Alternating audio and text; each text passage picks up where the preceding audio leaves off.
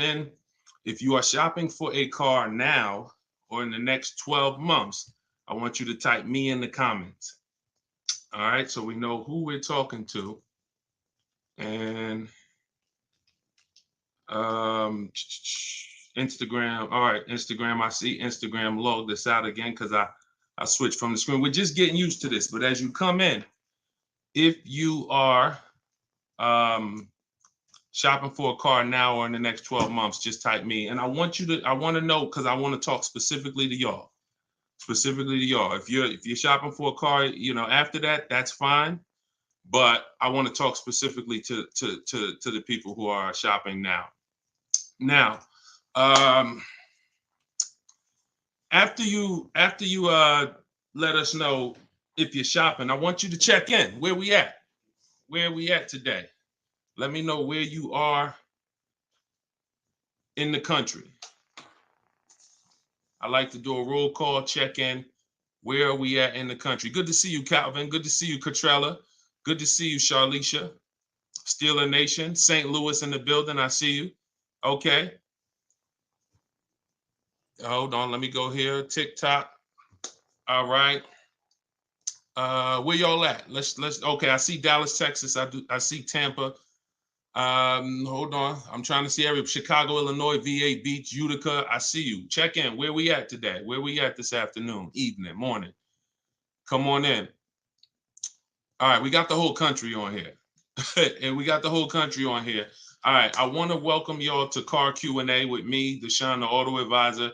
As you come in, if you could spend a minute or two with us, 5-10 minutes, an hour, you're gonna get a lot of value out of it. We're getting ready to do some rapid fire Q&A, and we're gonna be answering all types of questions about car shopping and what you need to know to make sure you're saving thousands on your next car and every car you get after that. So as you come in, if you're not subscribed, if you're not following, you will benefit from hitting that follow button. You will benefit from hitting the subscribe button, because we're going to be doing this live show pretty regularly to make sure that you guys have access to all the information. So before we get into Q&A, I want to give people time to come in. I also want to finish up the housekeeping. My new digital book, Car Shopping for People That Hate Car Shopping, is now officially released. We are doing a 75% off sale. It's normally $97. It's a digital book. It has links to videos. It has links to my scripts. There's no guesswork in this, y'all. I want to give y'all a process that y'all can use for the rest of your life without having to worry about, I want y'all to be able to guarantee your success. So if you're on Instagram, you can go to the Instagram bio. You won't leave the broadcast. Get your 75% off, because it's only available for a few minutes at 75% off. TikTok bio, and then Facebook and Instagram. Y'all can go to deshonsbook.com, or you can scan the QR code. So let's go. Let's get your questions going. I want y'all to enjoy using that book. Get your 75% off and enjoy not reading it, enjoy using it. All right. So let me see. Let's start bringing in some comments. Where's our first question? Do I have to get financing? Oh, by the way, in a few minutes, y'all, I'm going to be giving y'all a very, very deep look into a game that's going to help you understand leasing versus buying. So in about 5-10 minutes, we'll start that game, and you're going to love it. You'll never be confused on whether leasing or purchasing is going to save you more money after we play this. Do I have to get financing to lease a car? No, you don't. Whenever we lease a car, we are always using the dealer's financing department, their company, the bank that makes the car. And because we can't shop for our own financing, how do we make sure that they're not marking up the interest rate on the lease? Multiple offers. There's no way for you to make sure they're not marking up the interest rate on the lease without multiple offers. That is what reveals the true deals when you're shopping for a lease. So there's no interest rate to shop for, but we must protect against interest rate markups with multiple offers, because some dealers will mark up the interest rate and never tell you. They'll just give you the quote, and they're depending on you not shopping their competition to find out that they marked up the interest rate on the lease. All right. So when you get your offers, it's always with multiple offers. Shout out to the sharers. Shout out to everybody who's sharing the broadcast.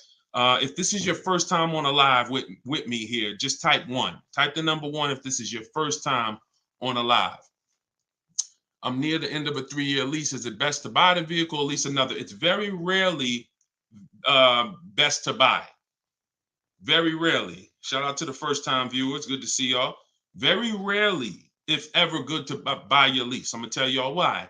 Because when you buy your lease, you're buying a used car. When you buy your lease, you are buying a used car. That's all that's happening. So, being that you are buying a used car, you need to know if would I normally buy a used car versus leasing. And the only way it makes sense to buy your lease out is if you're keeping the car another 8 years. I'm going to tell you why. You've already had the car for 3 years. You've already had the car for 3 years. Most people, when you buy your lease out, you're getting another 5 or 6 year loan for the balance.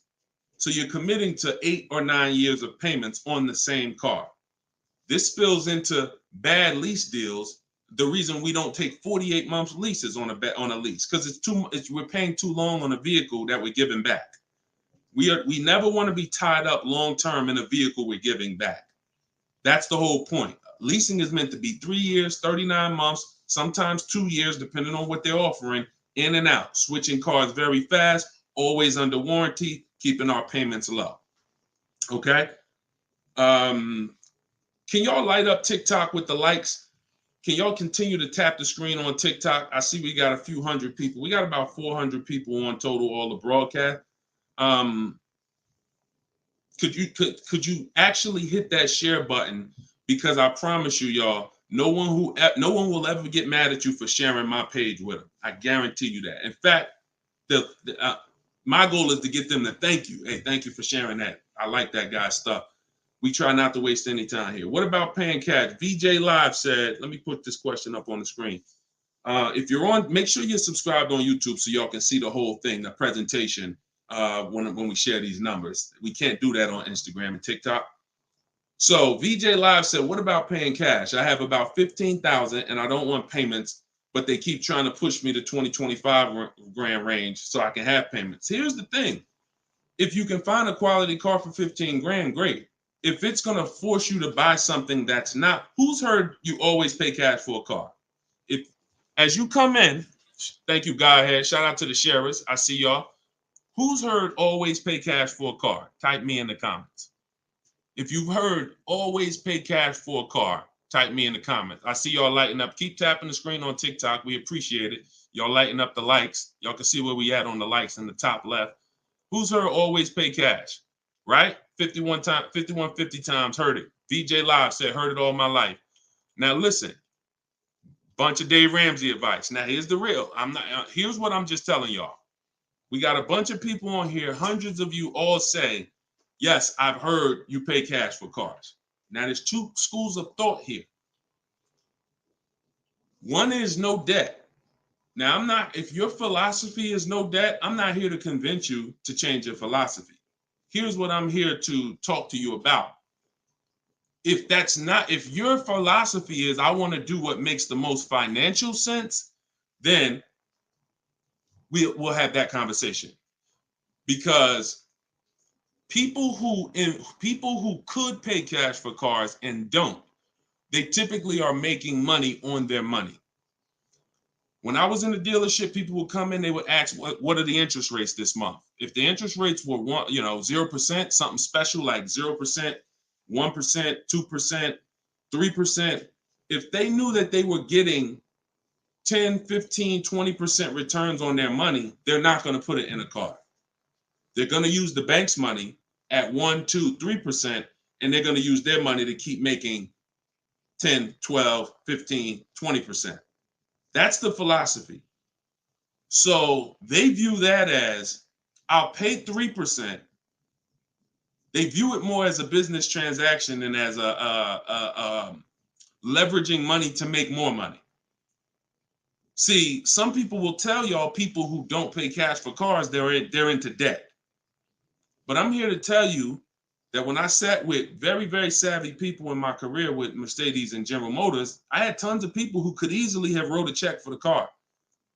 I want you to know that if your goals are to eventually get into making more money with your money, investing your money, getting 10%, 12%, 8%, trying to beat inflation, then you're going to have a problem putting your cash into cars.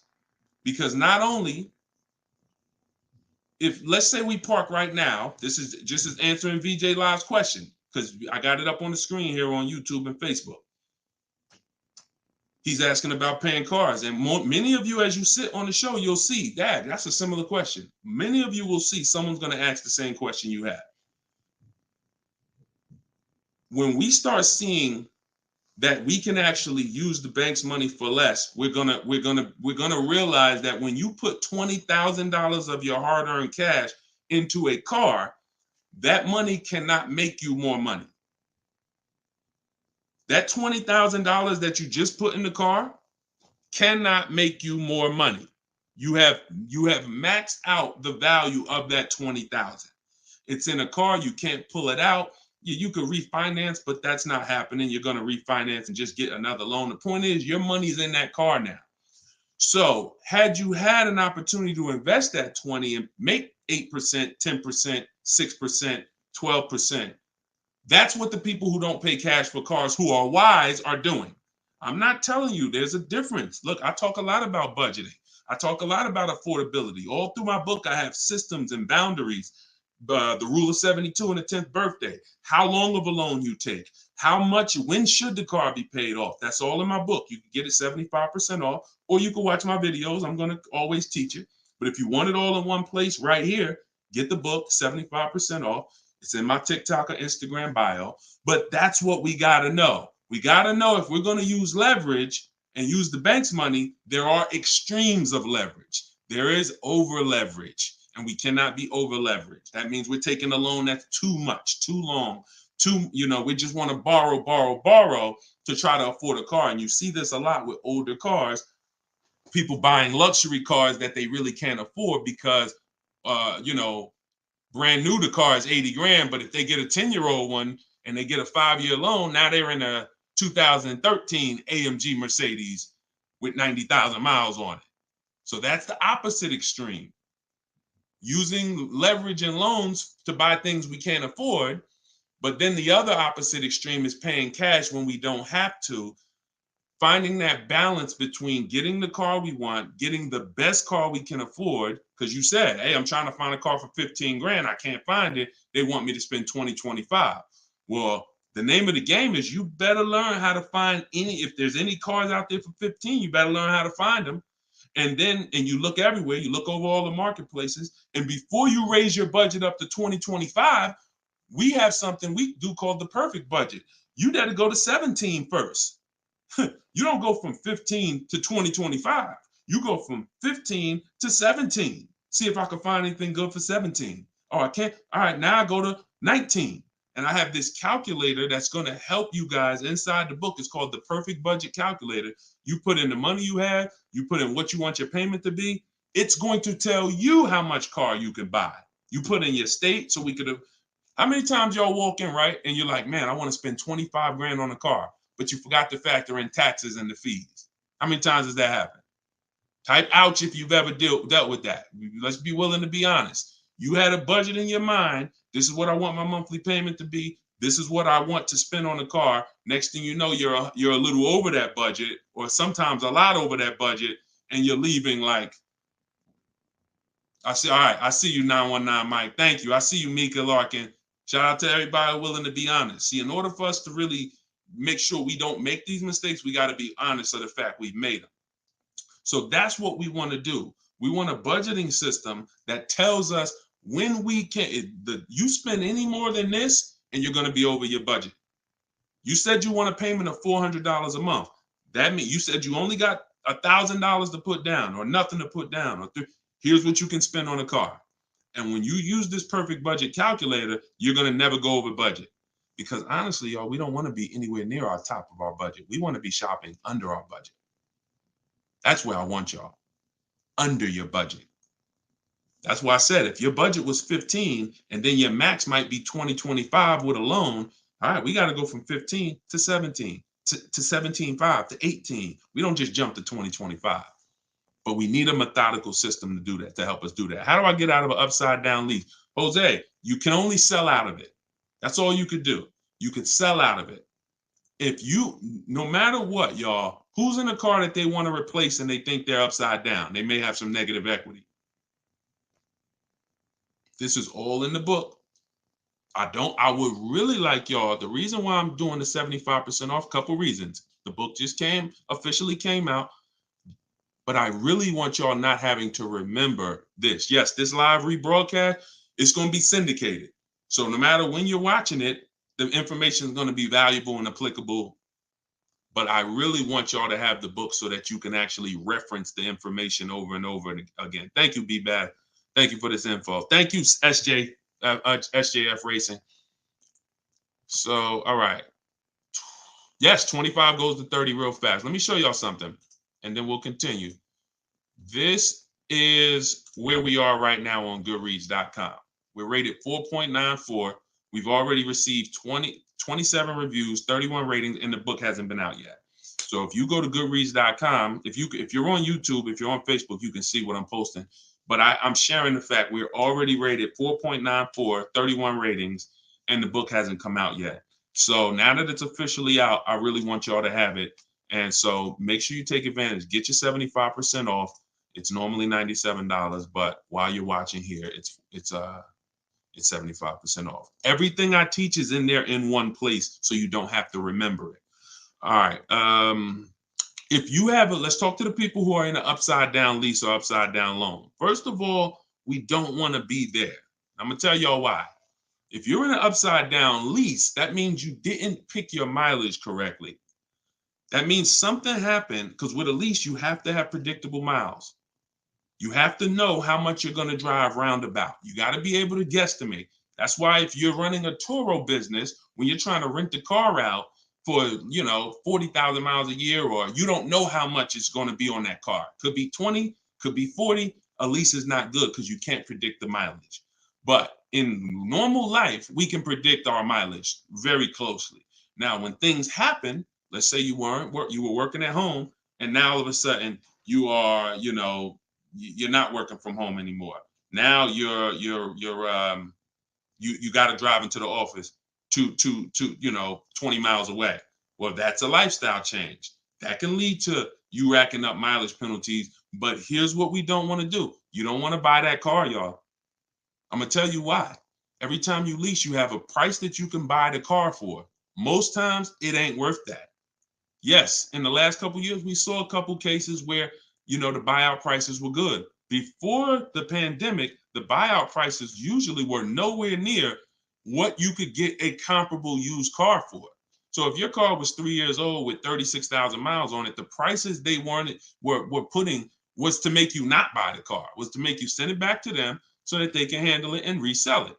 So if the price wasn't worth it to begin with 36,000 miles, I've seen people, you go over your miles and you're like, I'm over the miles, I'm just going to buy it. The price wasn't worth it with good mileage. The price wasn't worth, if you had 36,000 miles, that car wasn't worth you buying for the buyout price. You actually have 48,000 miles and they want you to pay the same price for it. So it's important that if we have to deal with penalties because we didn't structure the lease correctly, or because we didn't quite know what we were going to be driving, or we had a lifestyle change, taking the penalty and applying it over to our next deal is always, not always, but in most cases, going to be less money than us buying an overpriced car with high mileage now. We cannot just keep buying our leases without doing a market check. So when you asked about how do I get out of a lease with negative equity, all you can do is find out what the penalty is. There's 3 ways that you could get out of this thing.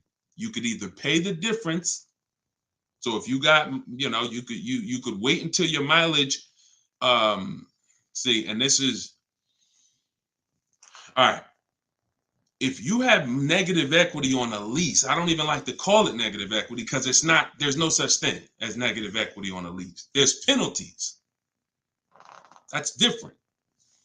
Penalties on a car you purchase. Yes, there's negative equity. You bought it, you have a loan on it, the value is not worth the loan, negative equity. With a lease, we have penalties, over mileage penalties. And now some people say, well, I'm gonna go over mileage, I'm gonna get out of the lease 3 months early. But you don't realize if you get out of the lease early, what do you still have remaining? Payments. Three months of payments, 6 months. Who's ever had a dealer say, hey, don't worry about the payments, we'll take care of the old payments? Who's ever heard that? Type me if you've ever had a dealer say to you, don't worry about the old payments, we'll take care of the old payments. Okay, lots of you. The problem with that is the payments don't disappear. They always get rolled over to the next lease. They always get rolled over to your next deal. So what I want y'all to start doing is I want y'all to see that the money is not hitting. When you have negative equity, 5,000, you got this baggage from your old car, it does not go away. It gets either transferred or you can pay off the difference. So the key is to stay out of negative equity, to stay out of penalties, because yes, once you have them, they have to be accounted for. We got to find our great deal, and then we got to bring our penalties over on top of the great deal. That's all we can do. Now, you better try to see what your car is worth selling it, because you said you're over miles. You call your leasing company, you get your payoff, you find out what your cash offers are. Go to Vroom. Vroom's out of business. Sorry, CarMax, Driveway, Carvana, AutoNation, and Kelly's Blue Book Instant Cash Offer. You can go to Car Guru, Sell My Car Too. These are all people that give you cash for your car. That's what your car is really worth, what those companies will pay. Whoever's the highest bidder, we take that. See, what I'm teaching y'all, and some of you are going to get it immediately right here, right now. Some of you, it's going to take a while to get the fact that your money comes when your savings come when you start learning to make people bid instead of getting one offer. You get the most money when you start learning to make people bid. And so what you have to do is get multiple offers, find out what your car is worth. When you go on those websites, when they ask you is it a lease, say no, because their websites are set up to where if you put it's a lease, it's going to automatically trigger that they can't buy it. But they can buy it. We've been doing this, y'all. I got hundreds and hundreds of members in Cars from Home University. We shop all around the country. You must put no when you're getting offers for a lease, because their computer is set up to automatically think that it's a third-party restriction and they can't buy it. But when you call your bank, you're going to ask them, do I have a third-party restriction? If they say no, then that means you can sell to anybody. But again, the way these companies are set up, they saw us making all this money on these cars, and the bank said, no, we got to do these third-party restrictions. And there was so many people going to those websites saying, oh, I'm about to sell my lease. And then they would get there, or they would talk to them and they would say, no, we can't buy it because it's a third-party restriction. So they just made their website default to, we don't buy leases, but we do know if you don't have a third-party restriction, they can buy your lease. And it's very important for you to know that. And if you do have a third-party restriction, it doesn't limit the fact you can sell and make money. It limits who you can sell to. When you have a third-party restriction, they say what they're saying is you can only sell your car to a dealer that makes the same brand. You cannot sell to a third party, Carvana, Driveway. You can't sell to them directly. You can only sell to a dealer. So what does that mean? I see y'all lighting up the likes on TikTok. Can y'all keep tapping the screen? Let's keep those likes going up. I see it. I appreciate it. And thank you to everybody sharing. So when you are, I just got off my point, but I know it was about selling.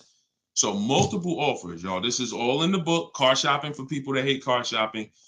Who has their copy? Who got their copy? We'll continue. We got some more time. We're gonna keep doing Q&A, but who got their copy of the book already? Who got their 75% off? I really want y'all using this. The book is affordable for everybody. Everybody. All right, especially at 75. Now it should show, make sure it's not showing the $97 price. That's the normal price. I see you, 5150. Okay. All right, I see you, Jimbo. Okay. Okay, I see you, Diane. I appreciate you. Okay, and I want y'all to use it. Don't read it, use it. That is like literally it's an action guide. That ain't a book you read and then you have a bunch of things you got to remember. I'm walking you through the process step by step. And again, everything I teach is in my videos. So I don't hold back in my videos, but I do want y'all to have access to all the information in one place. If if you don't want to cycle through all my videos to try to find it. All right, is it worth buying a car from Carvana? That's a great question, Danny. It depends on if it's the best deal in the market. Danny said, is it worth it to buy a car from Carvana? Now, you can put anything in there. You can put Driveway, any of these online sites, online car buyers, online used car sellers. But here's the game that we avoid. We cannot shop from them exclusively because here's what they try to do. They'll try to sell you a car based on variety. Hold on. My do not disturb should be on. My do not disturb should be on. So anytime you see,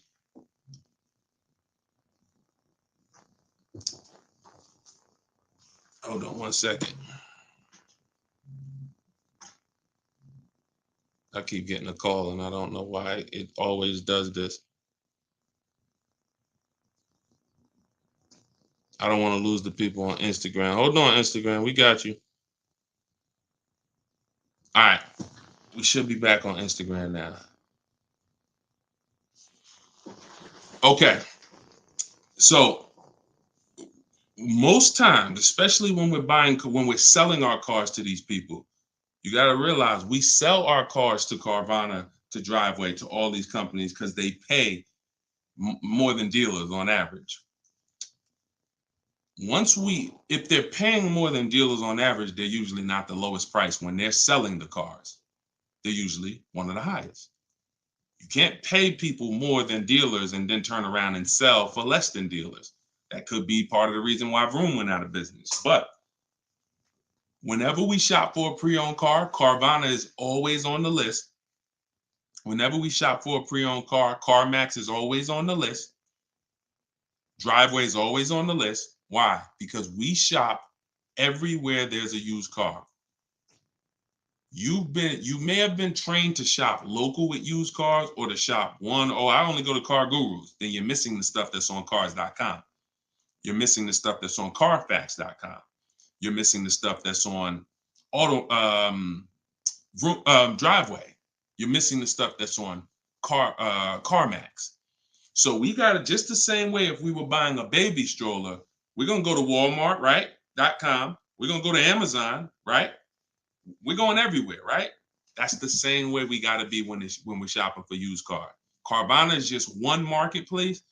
And unfortunately, there are people who shop from them exclusively because they're like, oh, I just love Carvana. I don't have to go into the dealer. And they don't realize that, one, what I teach you won't be in a dealer more than 30 minutes. And also, if I'm not checking their prices, I'm going to overpay. And I'll literally have I didn't have to go to a dealer, but I got a car in my driveway that I could have got for $5,000 less if I just shopped around the right way. I did just mention Auto Trader. Auto Trader's on our list, Alex. Auto Trader is one of our marketplaces. It's one of the marketplaces we shop on. It's just like a Walmart. It's just like a Amazon.com. Auto Trader is a big one. We definitely don't skip any used car marketplace.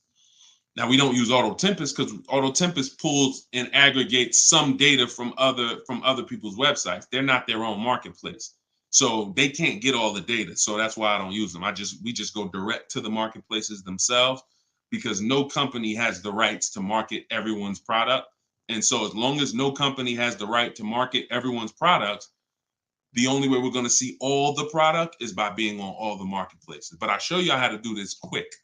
This shouldn't take you more. Look, y'all, this is going to sound crazy, but it shouldn't take you more than 60 minutes, 90 minutes to get your best deal on a car. No, 90 tops. Tops. Not only do I want y'all saving thousands, I want y'all to save time. Deciding what you want, shopping, test driving, that takes time. That's fun. Getting the deal, that should not take you more than 60 to 90 minutes when you learn how to get bids. Okay. And the more you stick around, the more you use what I teach, you're going to make deals and save more money in like less time. I don't want to spend more than 60, 90 minutes getting my car deal, and I don't. All right. Ivan said, planning to get a new car ASAP. What are the steps to prepare that you would suggest? Well, first thing is to know whether you're buying or leasing. Let's go into this game. All right, let's go into this game. Thanks for reminding me. Now let's this is a game that I've done this on in some master classes. This is also in Cars from Home University, my video library. So what I want to show y'all is I want to show y'all this game I like to call Who's Winning. Okay? This is why. Now listen, we get ready to make some people mad at some people. I don't want y'all to get mad, but once y'all see this, y'all are gonna be mad at some people who taught y'all bad information about leasing, and it's cost y'all money. This is always step one. Now I'm getting calls from Facebook. How could this is so weird. I don't get how the heck I have my phone on do not disturb and I'm still getting calls. That is so weird to me. Got to figure that out. So bear with us, Instagram. Instagram is always the one that has to bear with us, you know. But all right, so this is what we're doing here. And look, go to YouTube or go to Facebook and watch the rebroadcast. Rob Rue said, "Where do I purchase the book?" Everybody who wants to purchase the book and get the 75% off, if you're on Instagram or TikTok, go to my bio, click the picture of me, go to my bio, you'll see a link, and then you'll see 75% off. Grab it. You won't even leave the broadcast, so you don't have to worry. You'll be right here. You'll still be able to hear me. And then if you're on YouTube, or you can go to deshonsbook.com. If you're on Facebook, go to Deshon's Book, or you can scan the QR code. So what we're about to do, I'm going to ask y'all a question. We're going to go down the road and we're going to compare two different people here. People who buy a car and people who lease. This is step one. Before you think about how much you're getting how much you're going to pay, your budget, any of the things, do I have down payment? Before we think about any of that, I want y'all to know what the most important question is. That's leasing versus buying.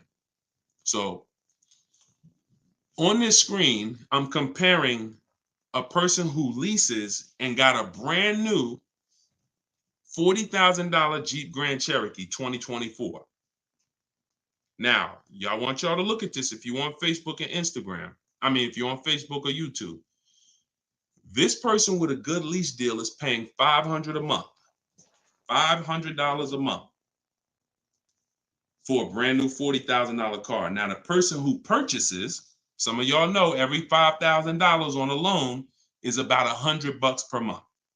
So if you're looking at a $40,000 car, you're looking at about $800 per month on a 5-year loan.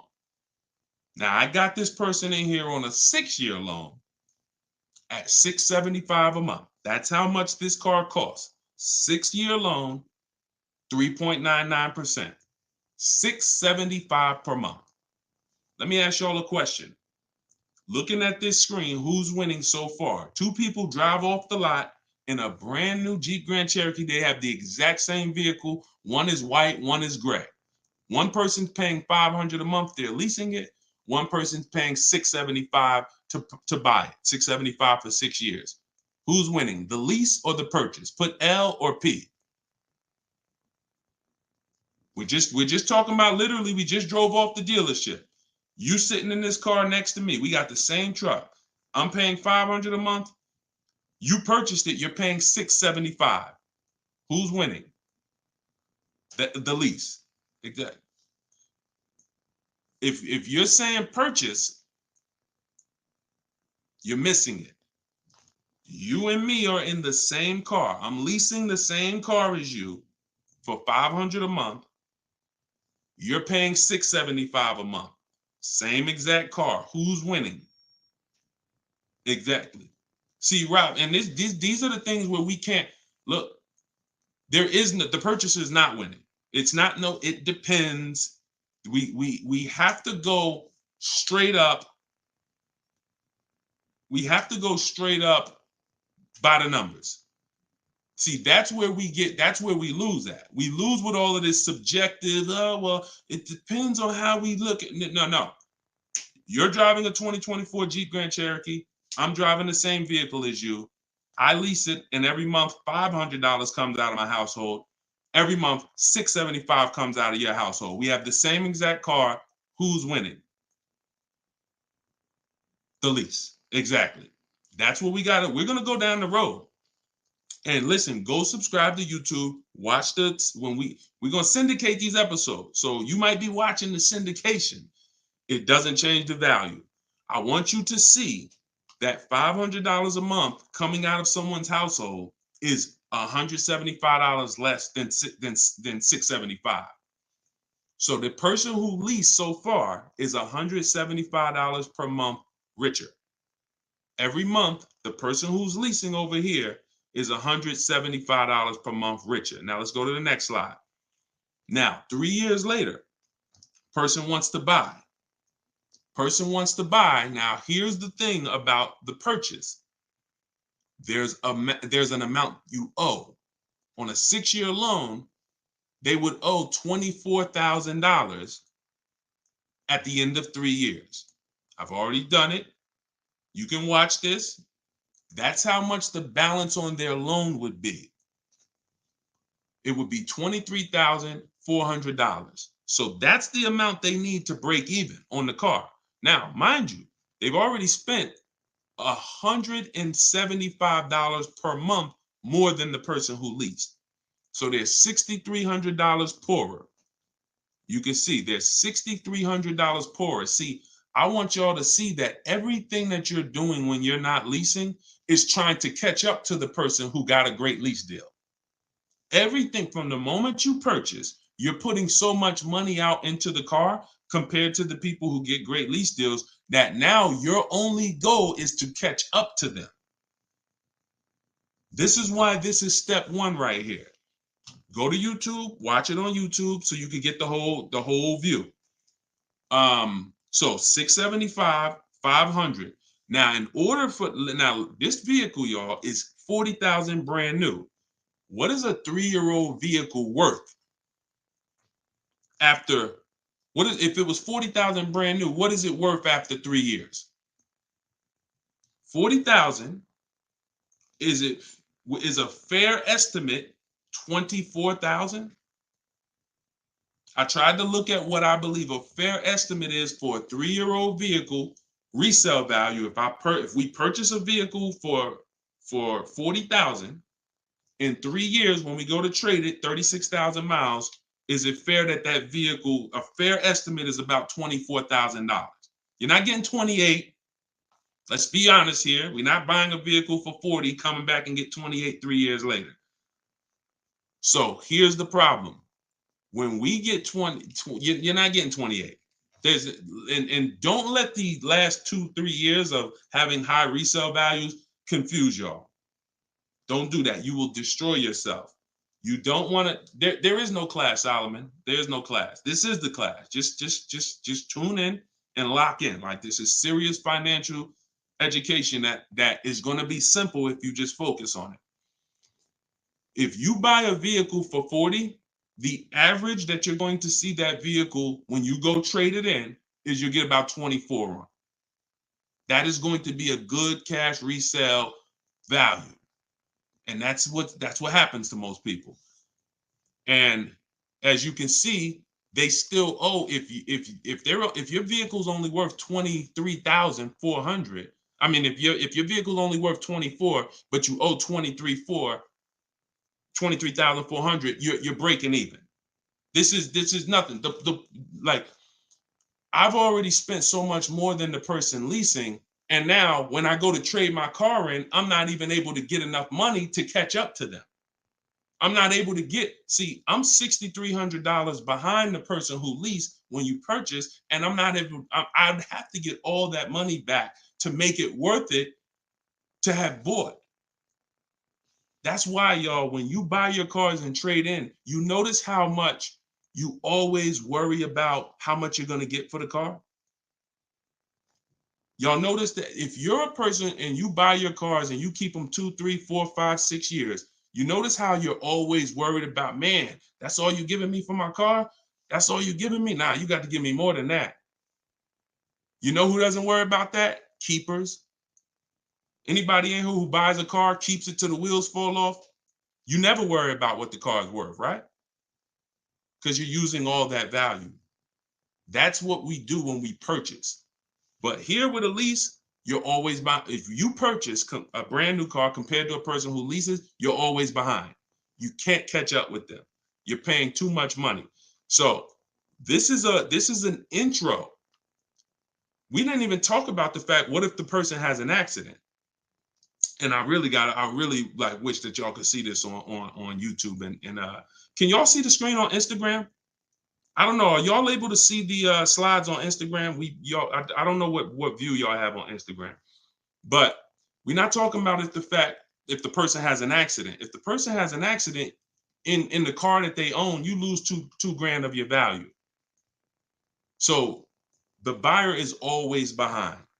Now we can go down the road. When we go down the road, you'll see that eventually the person starts catching up, but it's only after 8 years. You can't catch up to somebody who's paying $175 a month less than you to drive the same car as you. That money just keeps adding up. And we were taught that we're supposed to purchase, but only if you're long term. That is when you purchase. 8 years, nothing more. All right, so I got to see how I'll probably try to do this and go deeper when I can get some. It's hard to do it because they can't, everybody can't see it. So just watch the replay of it, and you'll be able to see it. But this is the difference, y'all. Queen Mama said, "I'm a keeper and I need to break. I need a break from car payment." See, but let me ask you. Can I ask y'all a real question? Why are car payments the only payments we need a break from? Let me ask y'all a very real question, because car payments we need a break from, but we're okay with cell phone payments. We're okay with insurance payments. We're okay with car insurance payments. We're okay with, this is like a cost of living. And I don't have a problem when it comes to financially, I want to pay cash for a car, and I'm just going to keep my debt down, and I'm going to make sure that, the interest rates are high right now, so I'm not going to look to borrow. I'm just going to pay cash. That's fine. Paying cash as a savvy move is like, the bank's money is too expensive. I'm not investing. I'm not investing my money in anything. I'm just going to pay cash. But why are car payments the only ones it's the only payment we look and say, well, I want to avoid that. We don't do it with houses. We don't do it with anything else in life. And sometimes it makes us get a bad car because we like, oh, I'm just going to save up $8,000. I'm just going to say. Meanwhile, if we knew how to properly structure our deals, we can get the best car for our budget, under our budget. Because y'all know all cash is saved up payments, right? All people be like, oh, I'm going to pay cash. If you save up $20,000, that's just a bunch of saved up payments. Yeah, she said, I'm tired of house payments too. I understand. And again, if we have the cash and we can go and we can look, I'm going to teach you how to pay cash for cars if it makes sense. And if you have cash, that's great. We got to make sure we get the best price on the car. But at the same time, you need to know when it doesn't make sense to pay cash. If they're doing 0% financing on the car you want, why wouldn't we use the bank's money at 0% and let our money continue to make money, or continue to keep our cash free? So again, because there's nothing to justify it. There's nothing to make it make sense. Oh, I don't want car payments. I don't want any of the payments that I have in my life. But my goal is to get the best the best out of what I'm paying for. But yeah, it's a lot that goes into it. You got to make sure that those that's why, y'all, we got to shop below our budget. I need a break from rent. Yeah, we got to shop below our budget. Look, when we let people talk us into cars that are above our payments goals, that are above our monthly expense goals, oh, now we get tired of them. But if your monthly budget was 500 and you went in and you left with a great car at 450, 425, you ain't really tired of that payment. You're tired of the payment, right? Like, you're tired of the payment that's 700 when you really didn't want to go above 650. Now you're like, dang, I'm paying 700 for this car. Dang, I'm getting tired of this. When you're under, you don't get tired when you're under your budget. You get what I'm saying? Does that make sense? Type I don't know, $, if that makes sense. We only get tired of payments when they're over our budget. When they're comfortably within our budget, we're never tired of them. That's why we're fine. So, but we got to learn how to get the best cars for our budget, and that comes through multiple bids. You have no idea. And then it comes through leasing versus buying, which is what we've been talking about in this initial thing. In this initial thing. I'll try to get everybody on one stream, where y'all could all see, because I really want to focus on the people who can see the slides. And because I know I could engage with them because they can see the slides, and then but it's people who can't. So that's all right. We'll continue to adjust. But you got to know, believe me when I tell you, thousands of people have learned that the biggest issue of affordability for the cars that they're driving was the fact that they didn't understand leasing. Leasing is going to get you 30, 40% more car for the same money when you learn how to get great lease deals. All day long. So if it's people who driving a daggone $50,000 car, they got a $900, $1,000, $1,100 a month payment. At the same time as people driving $50,000 cars, and look, this is their payment. I'm gonna show y'all something that's gonna blow your mind. You can't believe that this is a payment on a car. Right here, look. Greg is in our Facebook group. He's in our Cars from Home University program. He said, my first time posting here. His MSRP on his car that he got, it's a Kia EV6 Win with the tech package. $56,275 car, y'all. $56,000. That vehicle, if he went in there and said, I want to purchase that, man, I'm not leasing nothing. How much is it? That vehicle is $1,100 a month on its best day. 5-year loan, $1,100 a month. If he stretches out the loan 6 years, maybe it's $1,000 a month. I don't ever recommend you go above a 6-year loan. When we get into structuring our deal, y'all gonna hear me talk about the rule of 72, 10th birthday. We don't ever want to go above a 6-year loan. It's very risky, and it's a sign of affordability. We can't afford the car. It's like a 40, 50-year mortgage. So the point is, if he walks in to get that car, he's leaving with a $1,000 car payment. Same car. Look at what he got, y'all. Shopping multiple offers. The dealer that won the bid, his payment is $527 a month. $527 a month. He gave him first month's payment, and he drove off. He said no other dealer came close. Some people may have shopped that car and said, Deshone, I was shopping a lease for that car. They was telling me it's $800 a month. Absolutely. That's normal, because the overpriced dealers that we don't buy from are going to take their shots. But in order for us to see that, wait, this car is not really $800. The best deal on this car is $527. We have to shop multiple offers. Now, it's not always going to be that dramatic, but I promise y'all, when y'all shop multiple offers, it's going to blow your mind. The best deal to the worst deal is going to be $3,000 to $5,000 different.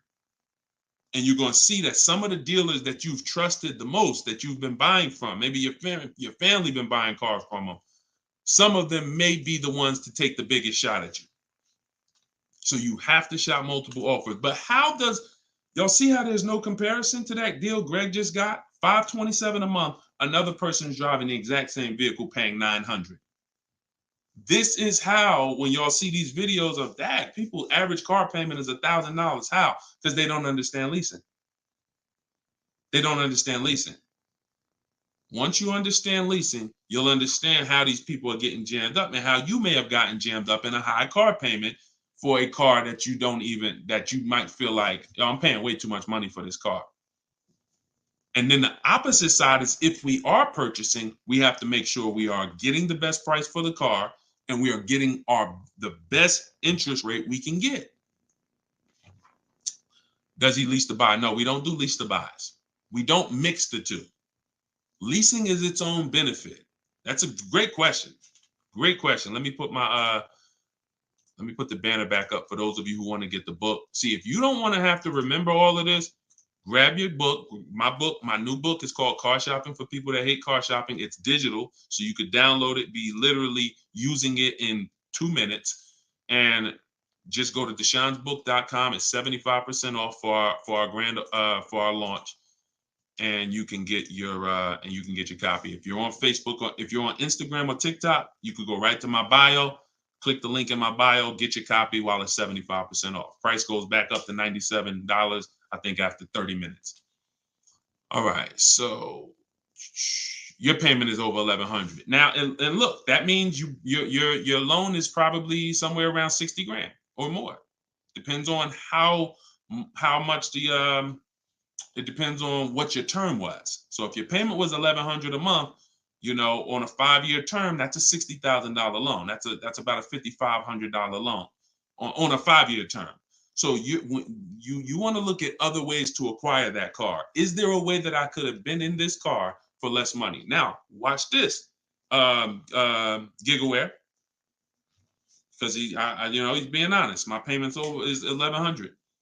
If you are buying that car and your intention is to keep it, and that means your intention is to keep it for 8+ years, you're going to pay off that car, and then you're going to just, start to catch once you don't have a car payment, you can start to catch up to the person who leased, because the person who leases is always going to have a payment. That's the downside about leasing.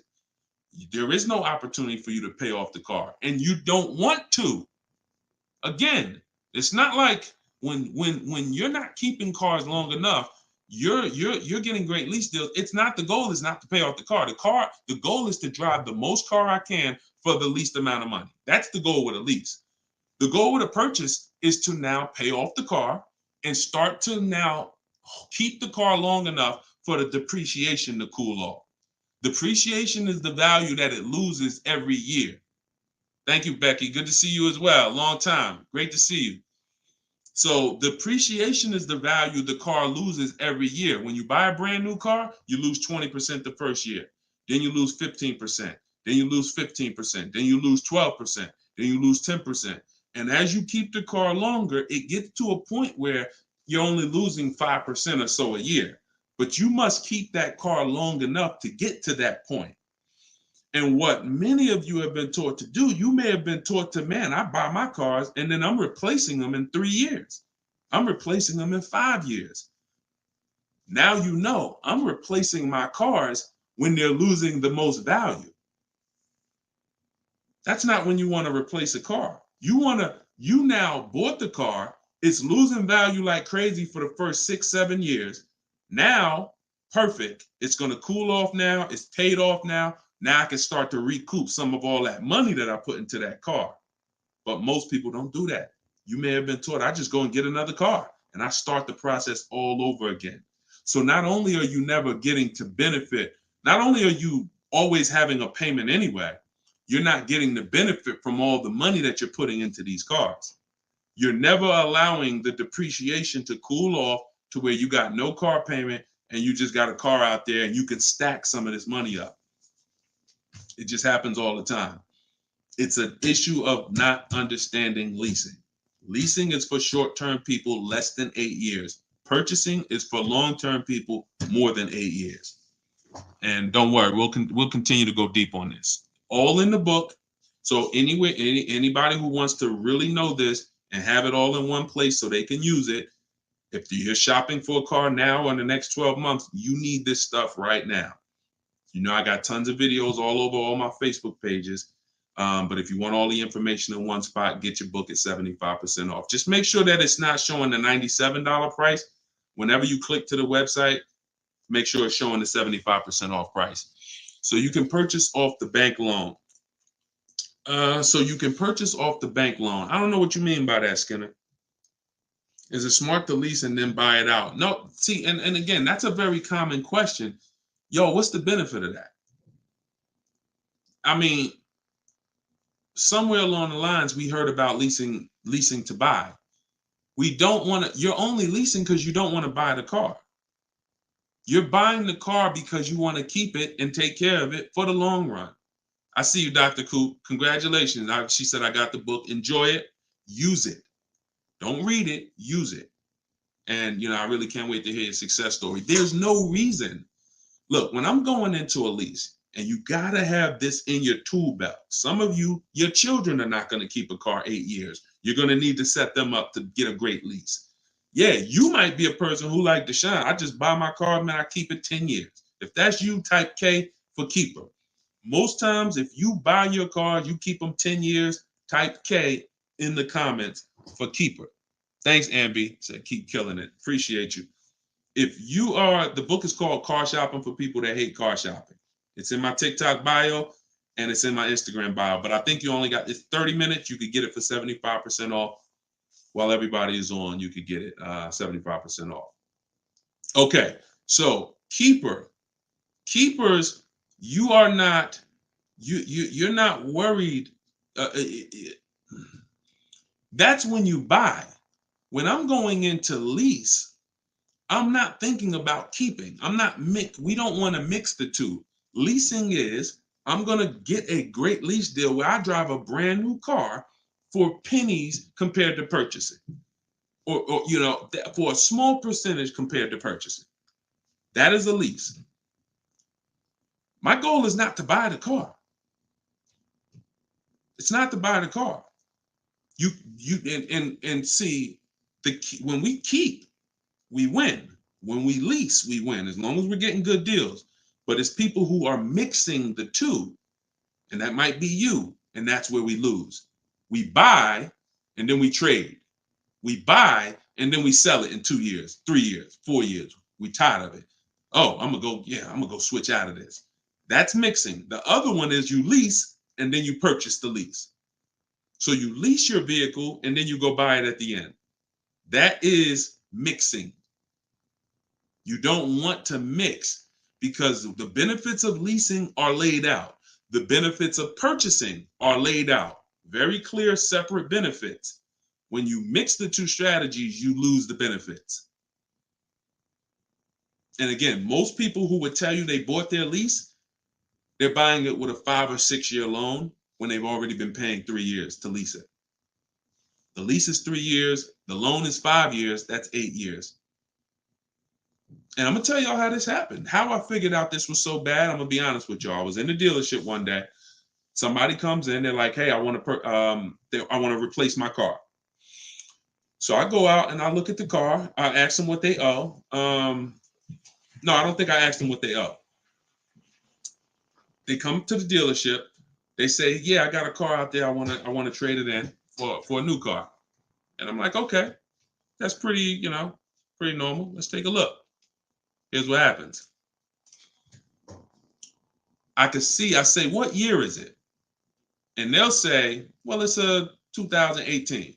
I'm just using like a real example. Like they say, oh, it's a 2018.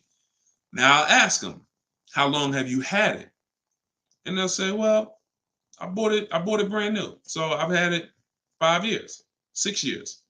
Now, follow me, y'all. Everybody on here, I want your opinion on this.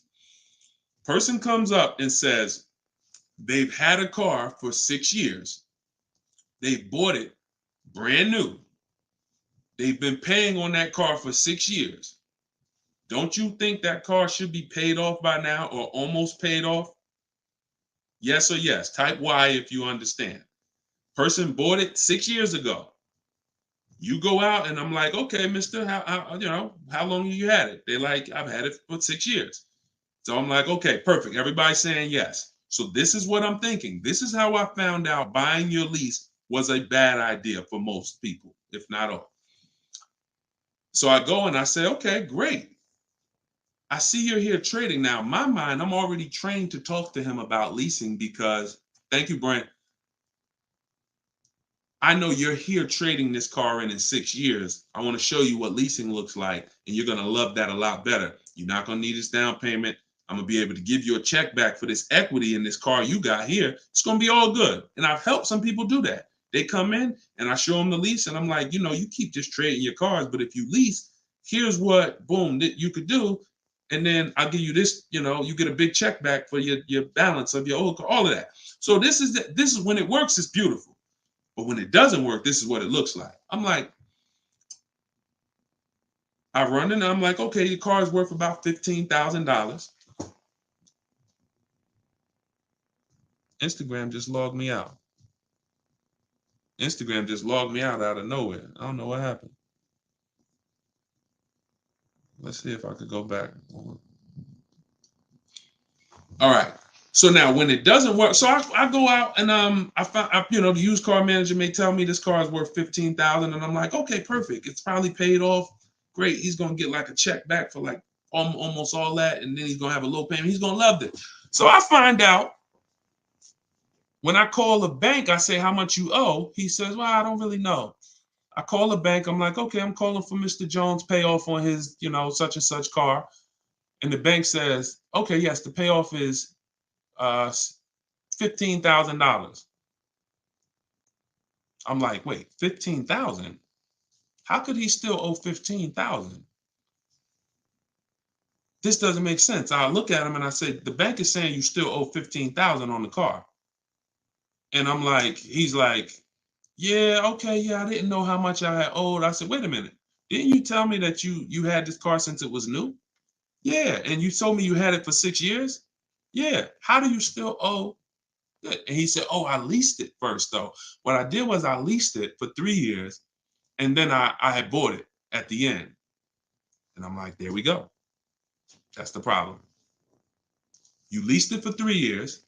Most people, when they're buying their lease, they're going to put a 6-year loan on it, which means 6 years later, from the day you bought it, from the day you originally leased it, 6 years later, you've been making payments and you still have 2 more years of payments left.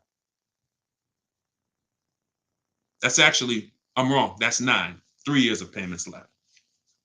Happens all the time. So I literally, y'all, smart people on here, you'd never take a 9-year loan, right? Type never. You never take a 9-year loan. If you're enjoying, please subscribe to the YouTube channel. If you're not subscribed already, we still got probably 400 or 500 people on here throughout all the platforms. If you, whatever platform you're on, make sure you're following us, because this is the stuff we do. You would never, right? You would never take a 9-year loan. But the same adamant, we're adamant we'd never take a 9-year loan. We got to see every single time. Thank you so much. I appreciate the gifts on TikTok and all the platforms. We got to take every time we hear about buying our lease out, unless we're going to pay cash for it, which is another discussion. But most people are not. They're going to take a 5 or 6 year loan out. So as soon as you hear lease to buy, as soon as you think lease to buy, I want you to think 8 or 9 years of payments on the same car. That's why it's a bad idea. That's why it's a horrible idea. Okay. Now, if you are comparing, we had somebody in our group yesterday who was asking about buying his lease out because he's going to give the car to his parents and because they're going to keep it long term. And the value of the car compared to the value of a similar used car is a great deal. That's different. Buy it. Because all you're doing when you're buying your lease is you're buying a used car. It's your car. I used to help people buy their lease. Hey, they come out of the office. We switch the plates because we got to re-register the car. And I'm like, okay, so how was it? Now, they just signed up for a 5-year loan, 6-year loan on a car that they've already been in for 3 years. They're not really excited about it. You know, I've had the car for 3 years. At least when you go buy a used car, you're excited about it. You're excited. Oh, nice. It's new to me. But when you buy your lease out, you're not really excited. Thank you, man. Y'all going crazy with these gifts and everything. I appreciate it. So these are the things, like what I want y'all to have, as long as you stick with me and you learn what I teach, you're going to have clear boundaries that you operate in that always protect you. That's the name of the game. There's clear things I do. There's clear things I don't do. I know I have rules. I have boundaries. And what I want y'all to get familiar with is the 8-year rule. The 8-year rule is the first rule. It says if you're not keeping your car 8 years, you should not be buying it. You can't outlive the depreciation. You cannot outlive the depreciation compared to someone who purchases. Now, it's too much to go deep on right now. We'll go deep because I know some people thinking, oh, Deshone, but if I pay cash for a brand new car, I'll pay less overall. Yeah, but if you pay cash for a brand new car, you're still laying out all the money. You're still laying out all the money and you're still trying to get that back. You're still, oh, I paid 30 grand, 40 grand, 50 grand. Do you understand that a person who leases that same car, what would you rather be? Big dog who thinks you're big dog because you're going to write a $50,000 check, or a person who comes in and says, I'm going to get that car for $500 a month. Do I want 50 grand coming out of my bank account going into a car, or do I want $500 every month? It's much more, it's a much more pleasant feeling to give a bank $500 every month to drive their $40,000 car than it is to say, okay, you want this $40,000 car, then you come give us a check for the whole amount and the taxes and everything. Now I'm taking the check out, boom.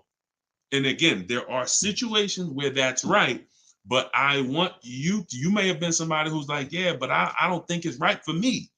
And that's okay.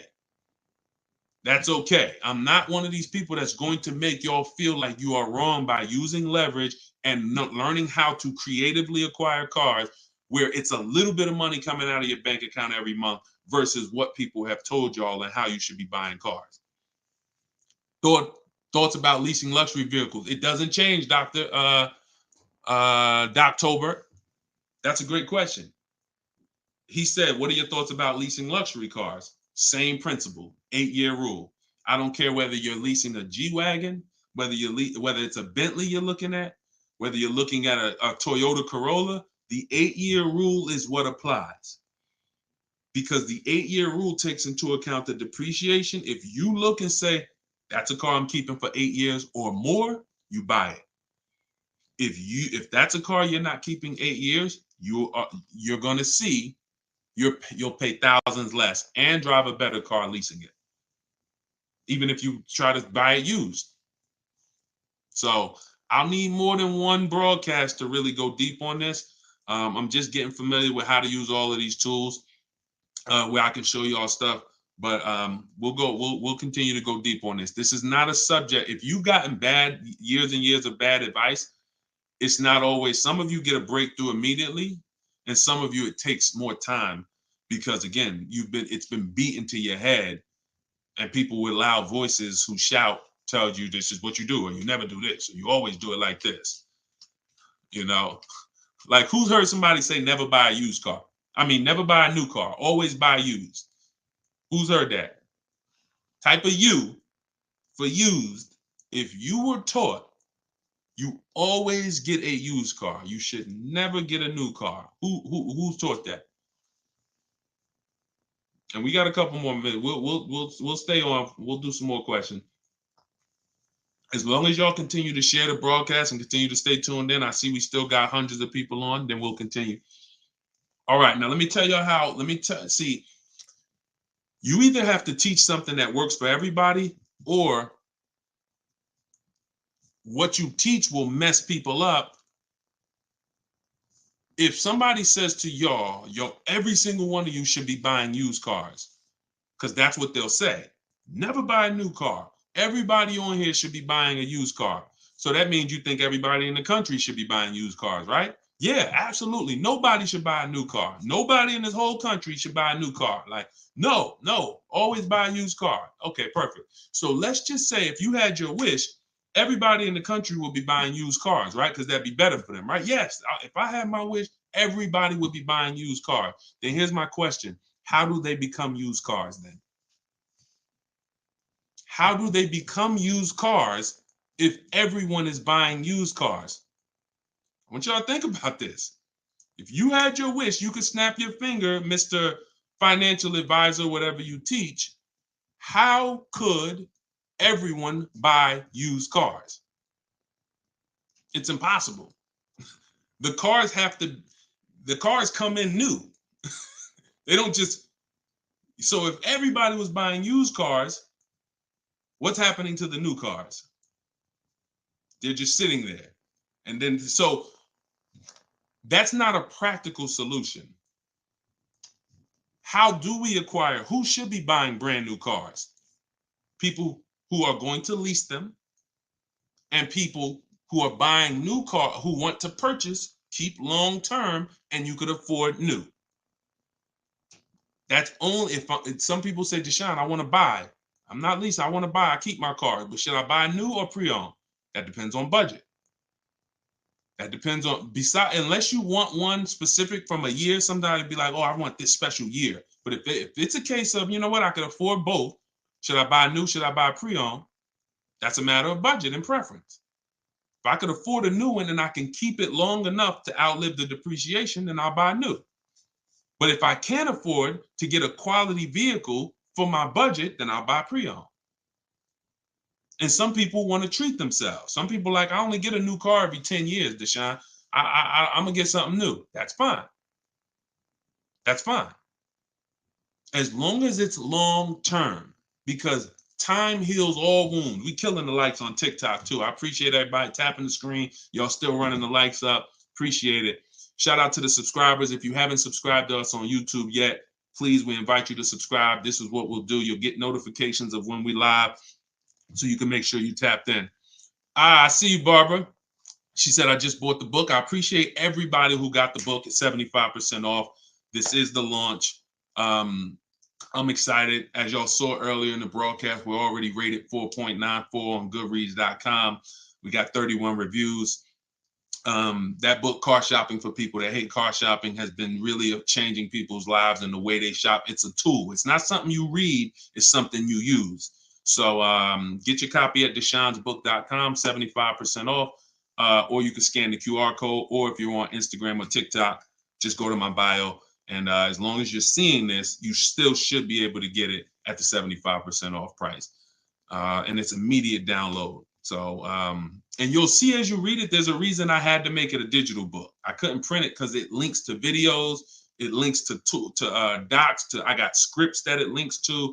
There's no way I would have been able to do it printing the book. And then also, sometimes I need to update stuff, like Vroom went out of business 2 months ago. If I would have printed the book, now Vroom is, I need to be able to update real time when something happens, and I couldn't do that with a print book.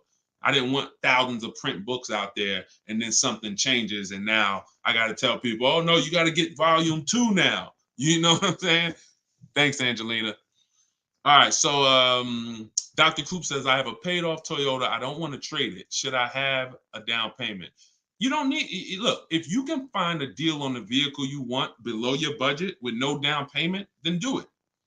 You said you have a paid off Toyota. You don't want to trade it in. Now, here's what I ask people. You put the vehicle to use, because if you're going to go and get another vehicle, then you're going to be paying for that vehicle. You don't really want, the only people I recommend have an extra vehicle is if you're a high mileage driver. Who's a high mileage driver? You're driving over 20,000 miles a year. Over 20,000 a year, type HM for high mileage. These are the only people that it benefits you having a paid off car like this. So sometimes it's worth it to buy your car, pay off the first car. And here's what I like. All right, so we got a lot of high mileage drivers watching right now. So I have a strategy in the book, and what you'll hear me talk about is really 2 routes for high mileage drivers, so that y'all can stop having all this negative equity when you come in to replace your vehicles. What typically happens with high mileage drivers, and the reason I suggest to them 2 cars, 1 car payment, is because they're putting so many miles on their vehicle, but your loan is a normal loan. Your loan is a 5-year loan or a 6-year loan. Those loans are made to go down for the normal or average driver. And even the average driver is going to have negative equity on these loans in the short term. So when you are destroying the value of your car because you're putting 20,000, 30,000 miles a year on it, it's going from being worth 20 grand one year to now it's worth 12 grand the next year because you put 30,000. You're destroying the value of it, but the loan that's attached to it is not moving. This is the indicator that the loan and the purchase price or the value of the asset is totally unrelated. They're unrelated. They don't matter. That's why you have to make sure you get a good price on the asset. You can't just pay attention to what is my loan doing, because your loan doesn't tell you what you're really in the car for. So check it out. You now are putting all this mileage on your car. You come in 4 years and you're like, hey, you know what? Car got 200,000 miles on it now. Let me go ahead and trade this thing in. Problem is 200,000 miles, you still got 2 years left on the loan. You still owe 15 grand. You still owe 12,000. You still owe 20,000. And you are now seriously hurting your value, your next deal, because all that baggage you got to come to this next deal. The solution to stay out of that is to make sure that you are having either, I teach either 2 routes. Well, the third is really just be a long-term person. You could drive 30,000 miles a year. And if I'm a long-term person, I'll just have 300,000 miles on my car in 10 years. And then I just go switch it. It's keepers here that's long-term people, high mileage drivers, and they get their car. That thing got 250,000 miles. It's mostly highway. And in 8, 9, 10 years, they go and they replace it. No need to lease. Again, continuing theme. Long-term, don't think about leasing. Because some people who just tune in and they catch a brief, oh, is this so everybody should lease? No. That's what I'm trying to tell y'all. Long-term people, long-term purchase, you buying a car for your kid in college and they're like, yeah, I'm going to keep that thing for 10 years, man. You know I'm boring. Great. But most kids are not. They're like, hey, when I get my job, when I turn 24, I'm probably going to want something different. So if you're not a long-term person, you should be purchasing. But I mean, you should be leasing. But going back to the high mileage, y'all, this is how it works. The 2 strategies for high mileage drivers is to have one separate car. You pay that thing off. And now that becomes your mileage car. And you go and lease a nice car. This is beautiful. This prevents you from having 2 car payments. And this allows you to have a nice car that you're not destroying. So you pay off that first car. If you're going to go this route, your first deal is a purchase, because you're going to get that first car, pay it off, could be new, could be used, but it must be quality. Pay it off. And as soon as that car is paid off, now I go lease my nice car. So I might be putting a high mileage on that first car I'm buying, but once I go lease my nice car, now I got a payment over here. My nice car is over here. And this is when I take out to dinner. This is when I want to go out and have a good time. I don't want a car that I'm just always putting, 30,000 miles a year on. Now I split it. And this has allowed so many high mileage drivers to continually be able to predict what they're going to put in these cars, because now they can't. You cannot predict how much y'all are spending on these cars, high mileage drivers. Y'all are losing so much on resale value. Your loans are just so high and they're moving slow. You don't know how much you are losing, but I break it down for you. It's thousands. You can't destroy the value of a car and then go trade it. It follows you. So that's one strategy. Second is a high mileage lease. Second is straight up. First time I experienced this, I had a guy came in and he was bringing back a lease with 75,000 miles on it. And I asked him, I said, man, I didn't even know. And that's my ignorance. I was selling cars and I didn't even know that was available. And I said, let me ask you a question. How long you been doing these, like, what do you do? He's like, I'm in sales. Like I do 25,000 miles a year, every year. I said, okay, wow. And you lease your car? He said, yeah. Because I already know what a good lease deal is. I just didn't really take into account back then. This is probably 2015. I didn't take into account a high mileage good lease deal. And when he told me what his payment was, And he said, yeah, I come back 75,000 miles. I drop that thing off. I pay my payment every month. Now here's the thing. He might only be paying $150 or $200 a month more for his super high mileage. But that's much better than him buying the cold car, destroying the value, coming back and trying to trade it with 10, 15 grand negative equity. So strategy, you are not really purchasing cars with strategy until leasing and purchasing is in your tool belt and you know when to use which. For your family, not just you, for your family. It's not just you. All right. So great questions. So this is the type of stuff that's in the book. Everything's in the book. Whether you see me live, whether you see me on social media making videos, you're going to get all the information. You don't have to worry about, oh, Deshone is holding back info. It's not.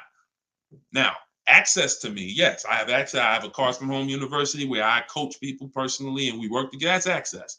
But as far as the information's out there. It's how you want the information. We'll get it to you anyway. If you want it all in one spot, get the book, get Car Shopping for people that hate car shopping. Download it now. It's 75% off. Scan the QR code or go to deshonesbook.com or go to my Instagram or TikTok bio and get your 75% off copy. But other than that, you don't have to worry about not having the information. See, what y'all have had to deal with is how do we make great car deals? How do we not pay penalties when we don't have the information? But now the information's here. It's here for you. It's just you got to decide, how do I want the information? Do I want to look through all Deshone's videos? I got a video on every topic. More videos to come. They're not in order, and they're for different people.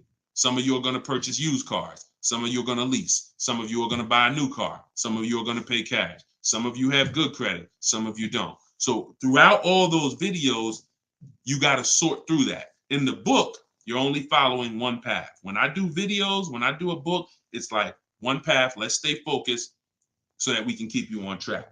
That's why it's step by step. Yeah, that's how the book is designed. All right, how do you purchase a vehicle without proof of income? That's tough. You need other things that are going to weigh. That's a good question.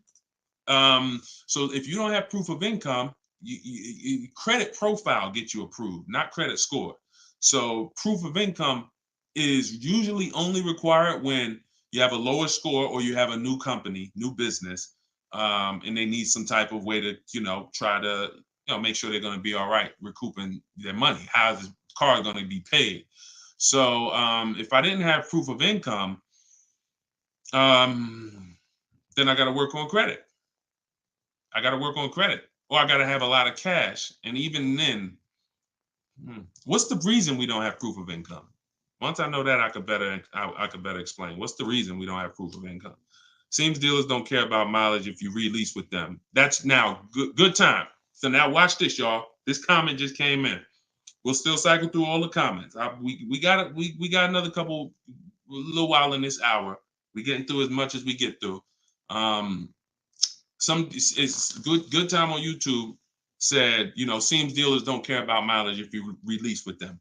Absolutely a mirage. I asked y'all earlier, who's had somebody a dealer say, oh, we'll take care of the old payments. We'll take care of the mileage penalty. It's absolutely not true. Since 2006, here's the only time, shout out to y'all running the likes up on TikTok. I appreciate it. Y'all keep running them up. Thank you so much. Shout out to the sharers. Everybody who shares good information, just hit the share button wherever you're at and share with somebody if you're in this sharing. So I've never seen mileage taken care of, ever. No program, no bank, no leasing company, and we've done thousands of transactions. I've never seen a leasing company say, we'll forgive mileage. Never. So that does not happen. Mileage penalties let's say we calculate a $2,000 mileage penalty, that gets rolled over to your next lease deal, and we're working that lease deal with that $2,000 accounted for. So whatever the deal is we're working you now, perfect, here's what it is. Make sure that $2,000 penalty is in there. You pay for that. Now, in some cases, very rare, there's loyalty programs where they waive some payments. Mercedes used to have this. It's since gone away, and they didn't have it on every vehicle. They didn't run it every month, where if you lease another Mercedes, we'll cover 3 of your old payments. So you could get out 3 months early, no penalty, but it had to be waived. Since I got into the business, I've heard dozens of people sitting around me say, we are going to be waiving those, but we're going to be taking care of those payments. Mm-mm. Are you waiving the payments? Oh, what do you mean by that? Are you waiving the payments? See that, and we when you ask them that question, I don't want you to even go in looking to get out early. I'd rather you know what your deal is, so you can shop from home the way I teach, where no one has to reveal that information to you. No one is. If you got the right strategy, you're never putting yourself in a position where someone can lie to you without you knowing it. So if you go in the old way and you go into one dealer and say, hey, I'm looking to get my, new lease and I got like penalties, and they'll say, okay, we'll take care of it. That's putting yourself in position to be lied to.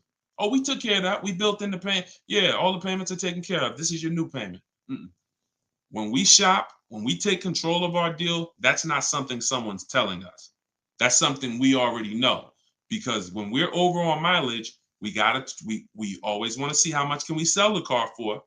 I was over mileage on my Jeep, sold it, still made money. Still made money. There's plenty of people who go over on their mileage and can still sell their lease and make a lot of money. Even if they break even, they avoid the penalty. So first is always to do our equity assessment and see how much we can sell the car for. And if we can sell it, we avoid the penalty. And then we're choosing payments. Do we get out early? Do we make the payment? You see, when getting out of your lease early, unless you sell the vehicle, y'all, you can't get out of your lease early. You're breaking a contract. So I don't want y'all I don't want y'all using language or comfortable with language that cost you money, because you've heard people say this for years. Oh, I'm just going to get out of this. No, you're going to get out of it and you're going to pay penalties for that. So because they've taught us, or you've been taught, oh, you can get out, no problem. You call the dealership, hey, you know what, y'all? I bought so many cars from y'all. I know I'm supposed to keep this lease for how many years? It's supposed to be 3 years, Mrs. Johnson. Okay, yeah, but I think I'm ready for something new already. All right, well, when can you come in, Miss Johnson? See, they're never going to say, just so you know, Miss Johnson, if you break the lease, the penalty is going to be, pretty significant, because you contracted for 3 years and now you're getting out. So we're going to have to roll over probably about $3,000 or $4,000 or $5,000 to your new lease. So no, they'll just come in, get you in, and all right, here's your new payment, Miss Johnson. You don't realize that I'm paying $100 more for this car than I could have been paying if I just waited. But because you've been taught to be a payment shopper, it doesn't matter to you. But somebody who's financially savvy, who's like, man, I don't want that extra $100 coming out of my house for the same vehicle. You're not going to do this. So we cannot ever believe what dealers say about penalties, about, oh, we'll take care of that. We find out, can we sell our car to avoid the penalty? Or if I can't, I either got to pay the payments and get out earlier, or I'm going to stay in it and just take the mileage penalty. That's not a bad idea most times, y'all. Sometimes people will call and say, yo, I'm going over mileage. And I say, okay, well, based on how you're going over, you'll only be over by like 2,000 miles. That's only $500. Oh, I thought it was going to be more than that. Nah, you're going to be over by 2,000 miles. Just, wait till the end. And then when you get your new car, build that 500 into the deal, and that's it. Or just pay the $500. Because very rarely are people, oh, I was supposed to drive 36,000 and I'm doing 100. That's just, wait, something went wrong here. What the heck happened? I can see you were supposed to do 36 and you did 40. You're supposed to do 36,000 miles, you did even 45. Maybe you got a different job. But I mean, how we have to structure our leases right, so that if you know you're a high mileage driver and you take a 10,000 mile a year lease, shame on you. Like, we can't do that. We can't do that. We can, and then some people, oh, I'll just buy it at the end. You're killing yourself. You're killing yourself. The residual value, you're going to put a ridiculous amount of money on those, or a ridiculous amount of mileage on that car, and you're going to buy it in 3 years with 90,000 miles on it for the same buyout price that was estimated from your 10,000 mile a year lease. They estimated this buyout price is for a person who brings the car back with 30,000 miles on it. Here's the price. And then you bring it back with 90 and you pay the same price. Oh, I'm just going to buy it because I went over on the miles. No, killing yourself. You're realizing the loss. So again, this is why we want to be in your life. This is why I'm doing my best to be in your life so that you can avoid these things. Anybody who really wants to have somebody, like we're set up. We've been doing this for 3 years as far as a company, providing education. So, I mean, whether it's hundreds, thousands, dozens, we're set up to make sure that everybody who wants to protect themselves and get the best deals are able to do it. Paula, got my book. Phenomenal. Use it. Everybody that got the book, thank you. I appreciate you, brother. Thank you so much, Lord. I appreciate you. We're going to be doing these lives regularly. I think, this is the best format. I like to come and interact and really answer questions and really show y'all, why I want you to start treating cars, buying cars and leasing cars, treating getting cars like buying small houses. Most people treat getting cars like going to Walmart and getting a TV, big screen.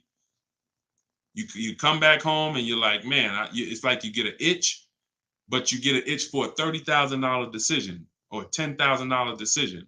When you start planning out your car purchases the way I'm going to show you, and you go in with a system and a strategy, the way that's taught in my book is 7 steps.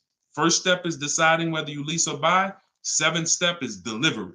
So by the time you get to step 7 in my book, by the time you get to step 7 of what I teach, you should be picking up your car or it should be being delivered to you.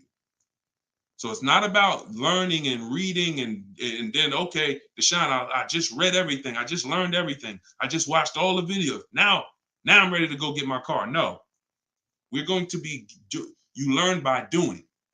And if I teach you a different way to shop, different things to do, by the time you get your car, you're going to be like, oh, I didn't need Deshone to tell me what to do step 1 through 7. I just needed him to tell me this is step 1, do that. And then when I'm done, here's step 2, do this now. Okay, perfect. Let me go on these websites, do step 2. Perfect. Just did step 2, Deshone. Perfect. Here's step 3, do this. And we found that has been able to guarantee success for so many people. And that's how they're able to get the same deals that I get. Like this is this lady right here, this young lady, like Taupe. She got a BMW $54,750 BMW, putting dealers against each other. She got it for $690 a month. She got the protection plan and raised it up. Her payment on that BMW. Now, mind you, if you can see on YouTube, if you can see on Facebook, you can see this slide. $690 a month. People are paying for that $54,000 BMW. People are paying $1,100 a month. To go in and purchase that car, $54,000 is $1,100 a month with no money down because she didn't do any money down. $690. You see what I'm saying? Some of you might be looking, and quite honestly, some people may watch it because we're going to syndicate this. Whether you're watching this live or in syndication, doesn't change the value. You might be driving that same car, and you might be looking and saying, "Yo, I'm paying $1,000 a month for that car. She's paying $690. I put $8,000 down. She put no money down. We can't compare. You think Dave Ramsey, God forbid, and look, shout out to Dave Ramsey. I love what he teaches in terms of financial literacy. I love that he teaches people to invest and build for retirement and make sure I love that. But there's an area that he doesn't know what he's talking about, and that's when it comes to cars. See, look, credit is a big part of what, it has a lot to do with me helping you. Y'all don't hear me teaching credit. It's important. It's a complimentary topic for us to talk about. I talk cars, how to make sure you pay the lease for them. Yeah, maybe naturally. Let me give some credit tips too. Rodney, you could just go right to my TikTok bio, grab your book. It's 75% off. Click the link in my TikTok bio. You think she can ever listen to someone that tells her you shouldn't be leasing? She knows when to lease and when to purchase. She's not in love with that vehicle. She's not keeping that vehicle 8, 9, 10 years. So how can I drive this vehicle for the lowest amount of money in my household? I'm gonna shop all my offers. The dealer that wins the bid, I'm gonna see what it is. Oh, look at that. It's $690 a month. I'll take it. This is how we are going to keep thousands of dollars in our household. As things continue to go up, I need you guys to be spending, I need you not only to be making sure your cars are below your max budget so that every single month you're not growing tired and weary of your car payment. That means it just needs to be below your max budget. And then the second thing we need is to make sure that you are driving the best possible product for that money. You could be below budget and look at what you're driving for the money, and you're like, yeah, I'm below budget, but could I have gotten a better car for this money? Could I have gotten more car for this money? And I'm here to tell you that when you understand leasing, you're going to see there's no comparison. $690 a month for a daggone $1,100 a month vehicle to purchase. So short term, less than 8 years, we always lease. We never purchase.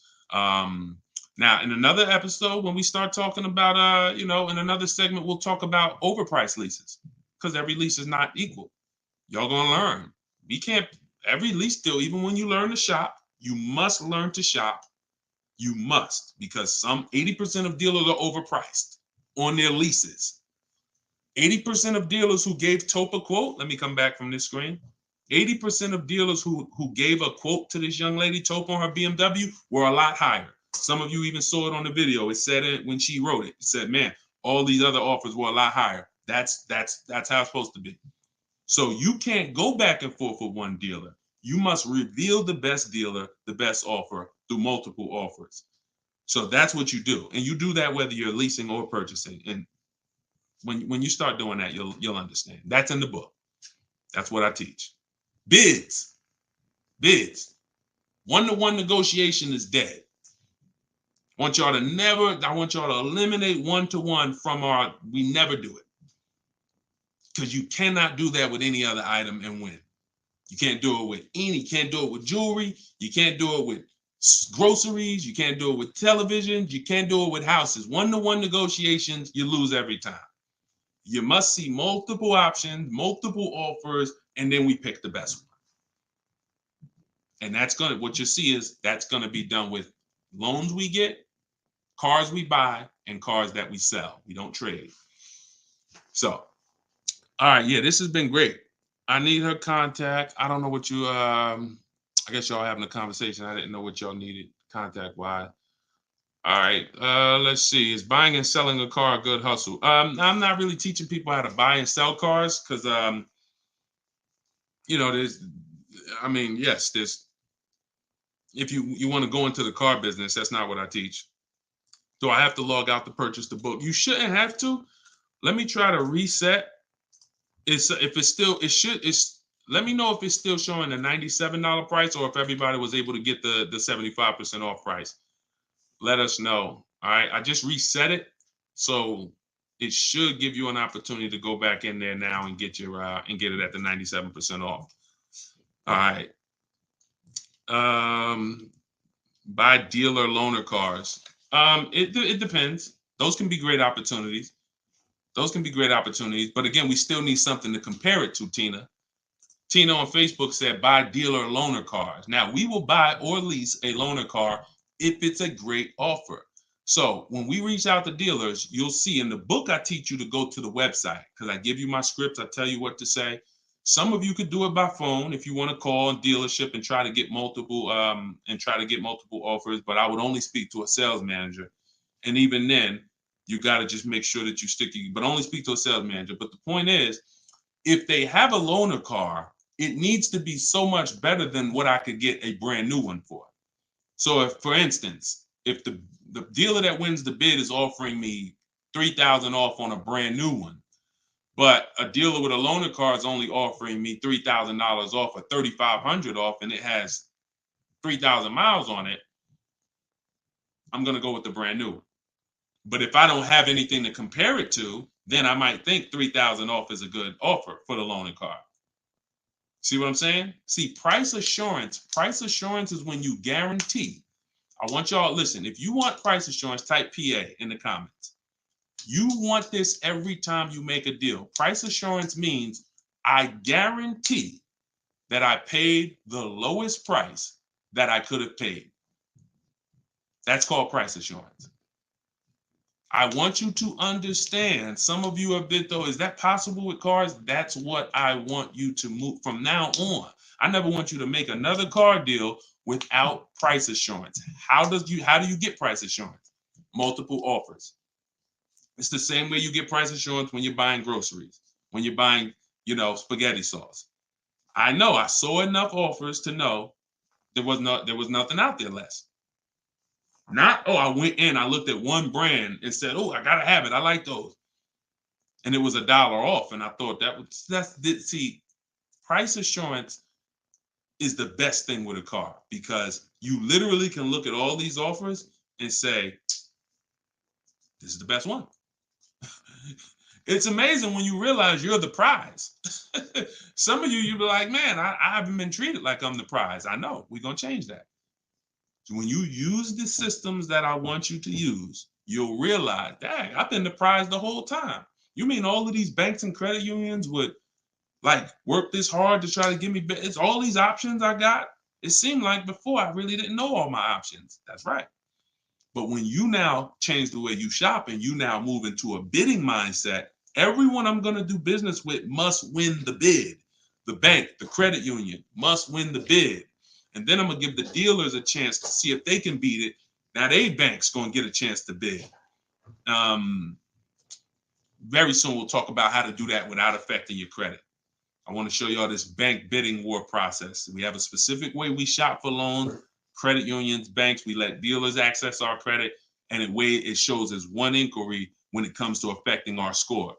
You must learn that, because when you see how much money is in the loans, you're gonna be mad.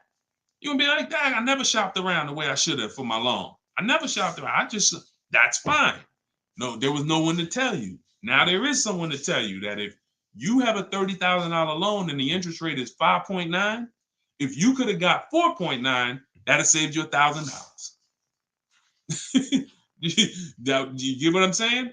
If you have a $50,000 loan, 1 point on the interest rate, say you $2,000. So we must imagine if you could get 2 points lower, say you $4,000.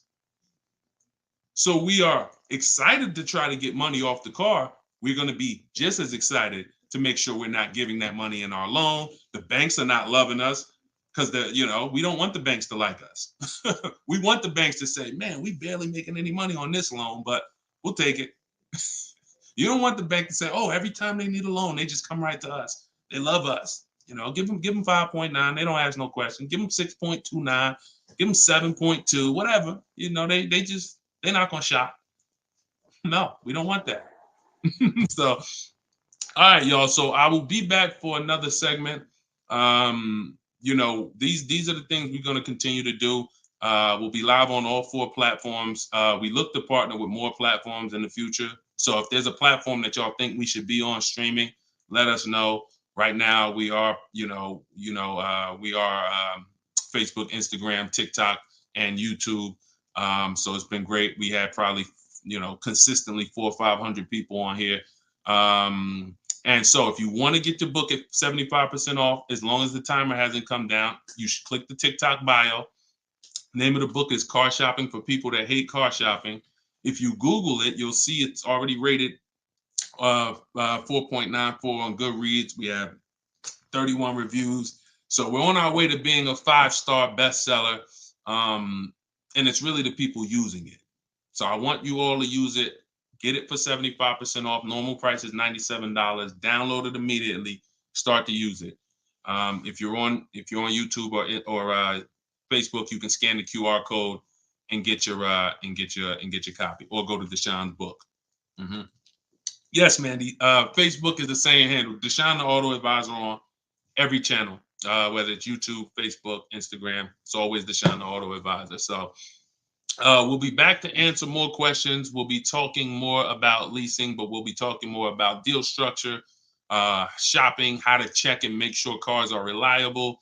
There's a lot of cars going out here with bad reliability ratings, bad longevity ratings. So they are not the cars that we need to be buying for keepers. We got things we got to look out for, y'all. Like this is the ice. This is the tip of the iceberg. We're buying a car to keep. You know how many people have bought a car, it wasn't quality. We didn't check longevity. I thought I was going to keep it 8 years, 10 years, but car started giving me issues, transmission issues at 80,000 miles. I didn't know that. We got to make sure we're checking these things. We got to make sure we look into every, so we'll break this down step by step. I'll be going over my system, my 7-step system, and just going deep with pieces of it and answering you guys' questions. Borrow against your money in the bank. Yeah, that's fine. Whatever gets you the biggest net return, Tina. She said, I don't get loans. Borrow against your money in the bank. As long as, just whatever gets you the best net return. I'm just here to tell you that interest isn't the only loss on money. Opportunity cost is a loss when it comes to financial. If you were taking a class on finance, opportunity cost is real. If I could have put my money in something and made 10% on it, but my money was in a car and I didn't have that money, and that money is losing me 10% in the car. So let's just say I put the 20 grand in the car, and then every year that 20 grand is worth 2,000 less, then I'm losing. It's a negative 10% return every year on that 20 grand. When I could have had that 20 grand somewhere getting me 10%, use the bank's money at 4%, and now I'm still at a net positive when it comes to, am I richer at the end of the year? Am I richer at the end of the month? So I just say that to say we've been taught when it comes to finance, we just talk interest. Oh, I don't want to pay interest. I don't want to pay interest. But I'm here to make sure everyone knows the total package of why people who don't pay cash for cars, who could afford to, who literally can write $100,000 check for anything they want, why they don't. See, I'm not interested in, I'm interested in why the people who could pay cash for cars choose not to. And it's not what you've been taught. Some of it's not because, they just love debt. Now, these people have paid off houses. So these are the things that we're going to be talking about. So, and again, all in my book. If you want it all in one place, grab your copy. But yeah, this was a great segment. We will certainly be back. Always a pleasure. And just make sure you're subscribed so you do get notifications when we go live. Make sure you're subscribed on TikTok. Make sure you're following so that when we're live, you can jump on because we're going to be doing this a lot. All right. I'll see y'all soon. God bless everybody.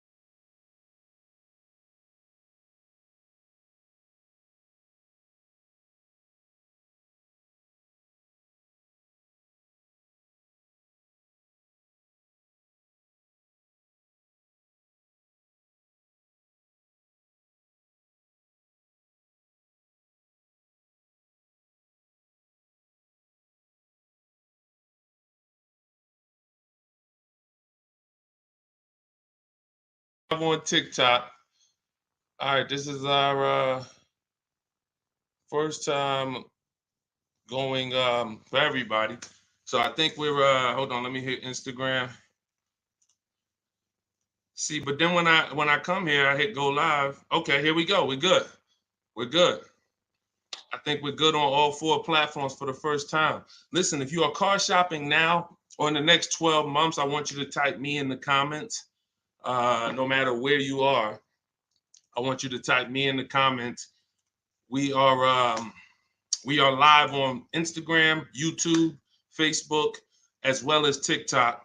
Good to see you, Colette.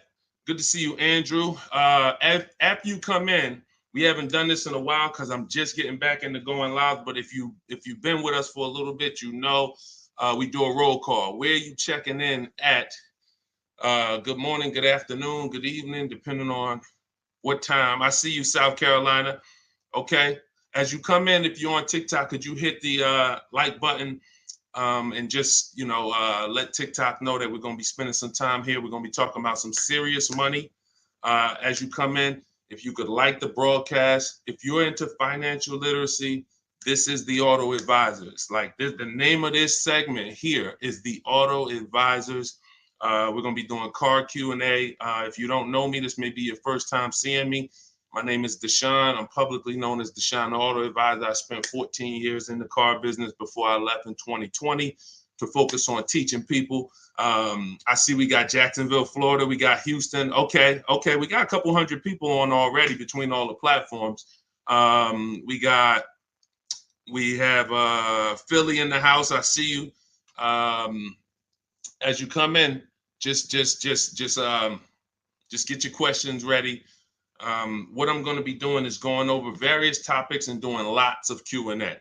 So we're going to be spending this time that, y'all going to hear me go from things like leasing versus buying to things like structuring your deal and budgeting, all with the goal of helping you get below market car deals. So as you come in, if you could tag somebody, I promise you, here's what's going to happen. If one of your friends finds out that you've been following me, following the channel, using what we talk about over here to save money on cars, and then you didn't tag them and they find out later, man, I found this guy, Deshone, he's on, and you're like, hey, yeah, I've been following him for years. And they're like, man, why didn't you tag me? Why didn't you share the wisdom? So I want you to definitely do that. And I guarantee your friends will thank you. So as we come in, let's get ready for Q&A. I just want to make sure I did all the housekeeping. My new digital book, Car Shopping for People That Hate Car Shopping, is on sale right now. It's 75% off for our launch, so it will be 75% off the whole time that we're on. If you're seeing this video, you can go to deshonesbook.com, get your copy for 75% off. It's a digital book, and it's digital for a reason, y'all. It must be. I got links in there. I got links to scripts that you're going to be using. I don't want you guys having unpredictable car buying experiences. I want to see you having very predictable, controlled experiences. And in order for you to do that, you have to know what to say. And so I'm going to be talking about all of that. We'll be talking about all of this while we're on. So let's get to the Q&A. I just want to make sure you know, if you're on TikTok, you could go to my TikTok bio, get your copy. It's on sale for a couple minutes for 75% off. And then if you're on Instagram, you could go to my bio. If you're watching online, you can go to Deshone's book, or you can scan the QR code. All right, so let's get into it. Let me just make sure I can see the comments on Instagram. Let's see if I go live here. And okay. Can you talk about, this is Kira from TikTok. She said, can you talk about turning in a lease vehicle to another dealership to lease their vehicle? Very good question. We don't want to turn in lease vehicles without making sure we can't make any money on them. Some people have asked, do we have equity in every car? Equity is not in every car, but you do need to check if you have equity before you return your vehicle. Here's how we do it.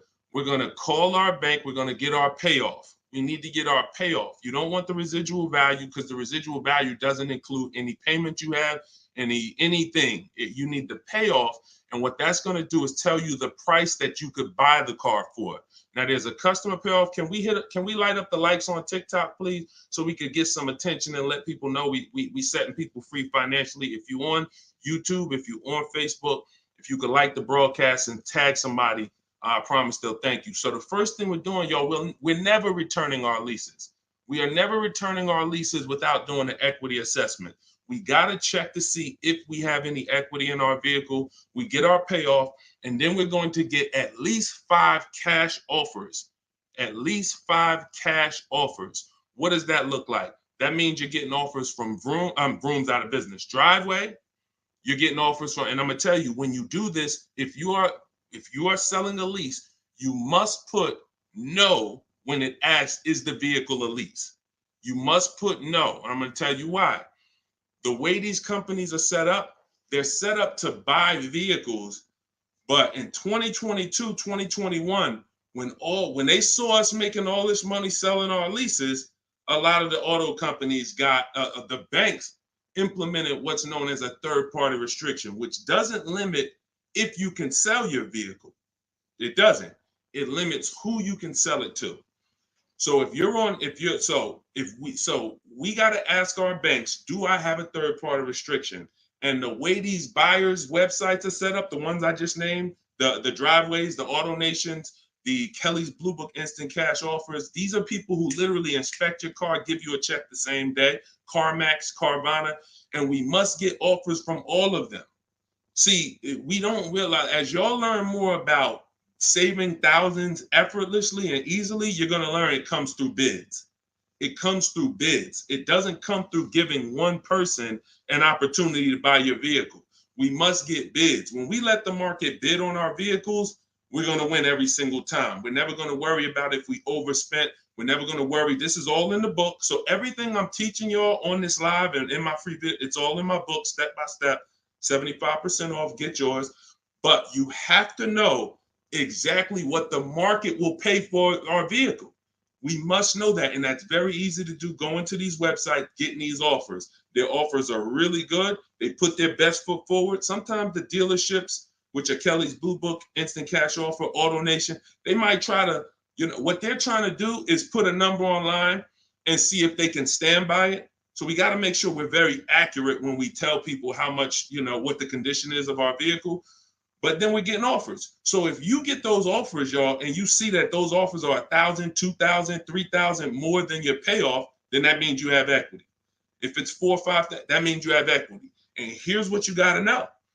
The customer payoff for our leases, when we're done, we're still talking about answering this young lady's question about what the lease in process is. She asks, should we return a lease and lease another vehicle from the same dealer or a different dealer?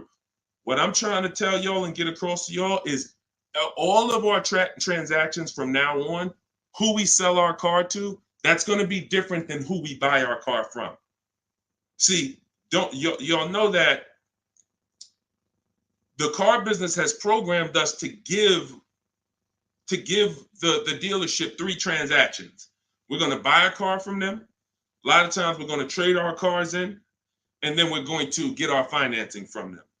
What I'm telling y'all is, as you use what I teach and you really want to save thousands and thousands and guarantee your best deal, if you want to guarantee every time you get a car, it's your best price possible, type me in the comments. If you want to just type a G for guarantee. I want to know every time. In order for y'all to do this, we got to start separating our transactions. So I see you, Terry. I see you, Israel. I see you. Okay, so we all type in G's. This is what we must do to guarantee that we got the best price car. I see you, Father of Legends. I see you, Johnny Martinez. All right, we live on every platform. So when we are shopping, when assessing our equity is the first thing we do after we decide if we're leasing or purchasing. I'm telling y'all that in the steps of car buying, we got to know what order we do things. It's just like baking a cake. If we put the eggs in first and then we put the milk, and it said, no, don't put the milk in until, I don't know, you've let the thing sit for 10 minutes. You just put the milk in, it's not going to be right? So order is important. Shout out to the sharers. I appreciate it. And listen, I appreciate everybody who shares. I appreciate everybody who helps us spread this message. And in time, we're going to do something great for the sharers, because we can't do this without y'all telling people about it. So this is the equity assessment. We don't worry about what car we're going to buy yet. We don't worry about who we're going to get our loan from yet. Here's why. Until we know what our equity position is, we don't know what we're doing. Example, if you run your equity, you find out you got $3,000. Well, that money is as good as cash in your pocket, or you can put it into your next transaction. Or you can put half in your pocket, half into the next transaction. Y'all see why knowing your equity position is super important? Here's another reason. Let's say we have negative equity. Negative equity means we owe more than the car is worth. In my book, I talk about, and you'll hear me talk about it in my free videos, there's only 3 things you can do with negative equity. You can pay it off. I call it paying the difference. You take the highest offer. If it's like $2,000 or $3,000 different, you just pay it off and you're now done with it. No baggage. You can transfer it within limits though. So when you go to transfer negative equity over, this is where we get to the point where negative equity can either stop our deals or it can literally kill our deal. The bank is only going to approve a certain amount above the value of the car we buy. So let's say we're buying a $20,000 car. The bank's not going to approve 30,000, 40, 50,000. They're going to look at the price and say, wait, car's worth 20.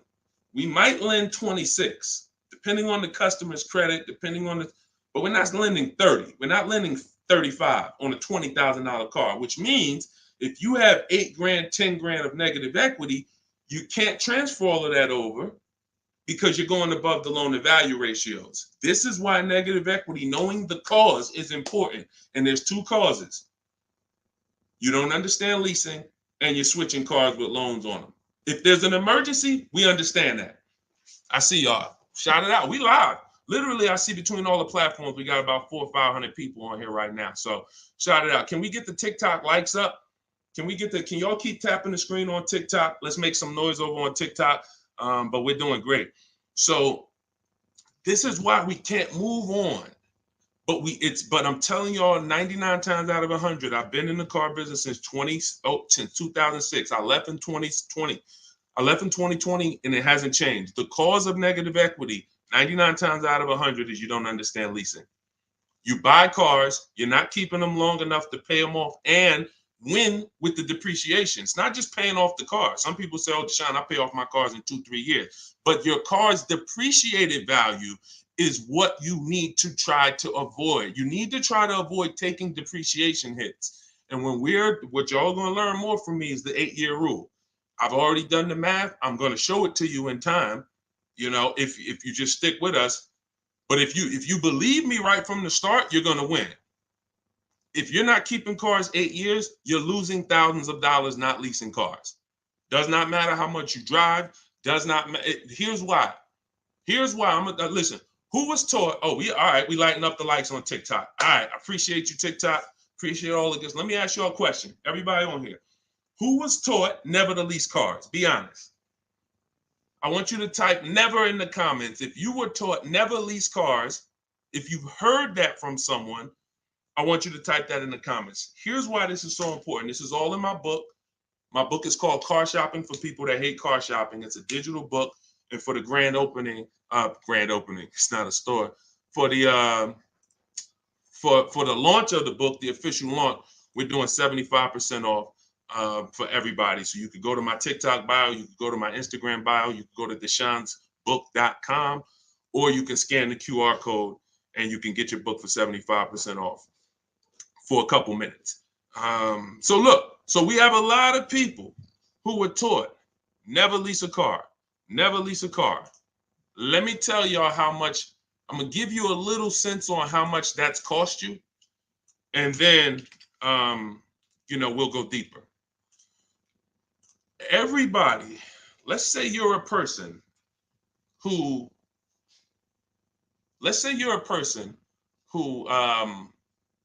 keeps their cars until the wheels fall off. We call those cars keepers. If your next car is going to be a keeper, type K. That means I'm going to keep this thing until the wheels fall off. I'm going to keep this thing 8 years minimum, 10, 12, 15. That's what I do. I see you, Abby. Now, the benefit about buying a car and keeping 8+ years is you get to outlive all the depreciation. Your car loses X% of value the day you get it. And whether you drive it or not, if somebody came and parked a car outside your house right now and said, hey, this car's worth $30,000, it's yours. Now you say, I don't drive. I already got a car. I don't need it. You come out a year later, is that car worth $30,000? You didn't drive it. See, this is your first, you didn't put a mile on it. You didn't touch it. It just stayed out there. It was worth 30 when they dropped it off. Is it worth 30 today, a year later? Exactly. Here's what I'm telling y'all. That's the first deep lesson on depreciation. See, if you get that, now you're getting the clue of why leasing is not about how much you drive. People who say, oh, I like to drive as much as I want to, so I buy my cars because I don't want to pay for the mileage. Here's the revelation. You pay for the usage of the car, whether you use it or not, whether you drive it or not. It's going down. The more usage you put on it, the faster it goes down. So leasing is not a matter of how much I drive. Leasing is, if I get a great lease deal, we're going to talk about that. All lease deals aren't created equal. And these commercials we see that say, hey, 3,000 down, 8,000, these are not lease deals. I'm going to show y'all some lease deals over, I'll actually probably show y'all one in the next couple minutes. Great lease deals are not advertised. They're made in secret. No one really knows about them. The great lease deals are not advertised. Great deals are not advertised. Great deals are not advertised. So you can't judge the lease pricing by what y'all see in these commercials, or it's not going to make sense to you. But when you get great lease deals, it is no comparison. The name of the game is, will I pay less with a great lease deal in depreciation than I would pay if I purchased that car? That is the name of the game. And when I look and see, all right, if I get a great lease deal, I'm only paying 30% of the car's value, 35, 40%, 45%. But if I bought that car, regardless of whether I paid cash, regardless of whether I got a loan on it, the asset, the value of the car is going to go down by more than that. So what we're doing when we're leasing versus buying is we're trying to hedge against depreciation. We're trying to acquire a car that says, based on how I got this car and the price I'm paying for it over 3 years, it's thousands less than if I would have went and purchased that same car and just took the value of the depreciation. And this is what I'm telling y'all. They've hid you can't understand this when you're just tied into payments. And a lot of you know payments have nothing to do. Some of you who are a little bit more financially savvy, payments have nothing to do with the deal on the car.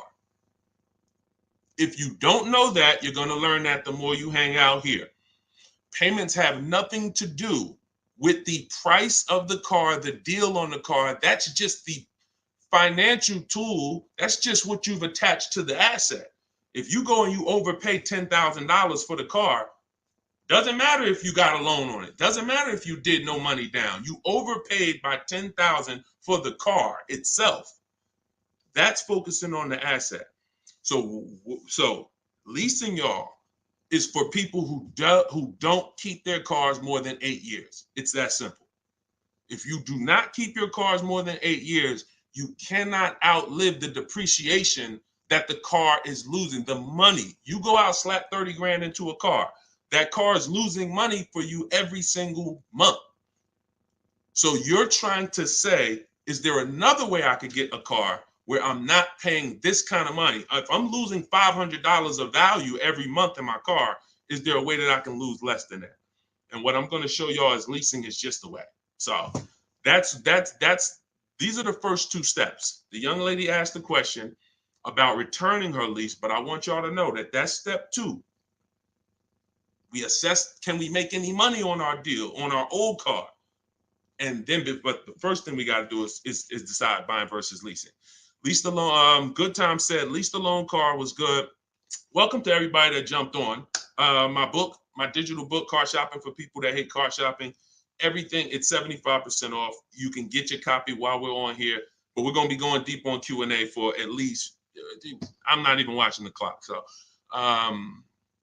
just go to my TikTok. I don't think you're going to leave the broadcast either. If you go get your copy, go to my TikTok bio, go to my Instagram bio. If you're on Instagram, wherever you're at, if you're on YouTube, scan the QR code or go to deshonebook.com. and get your copy so that we can go deep on this. I don't want you trying to just remember everything that I'm teaching. I want you to have a reference point, and it's affordable for everybody. It's normally $97.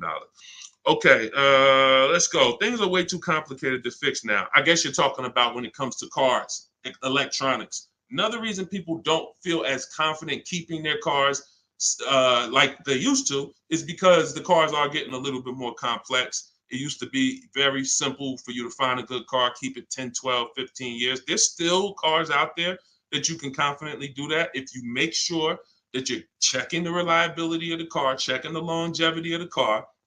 We do this on Google. We have to make sure the cars we're buying are good cars.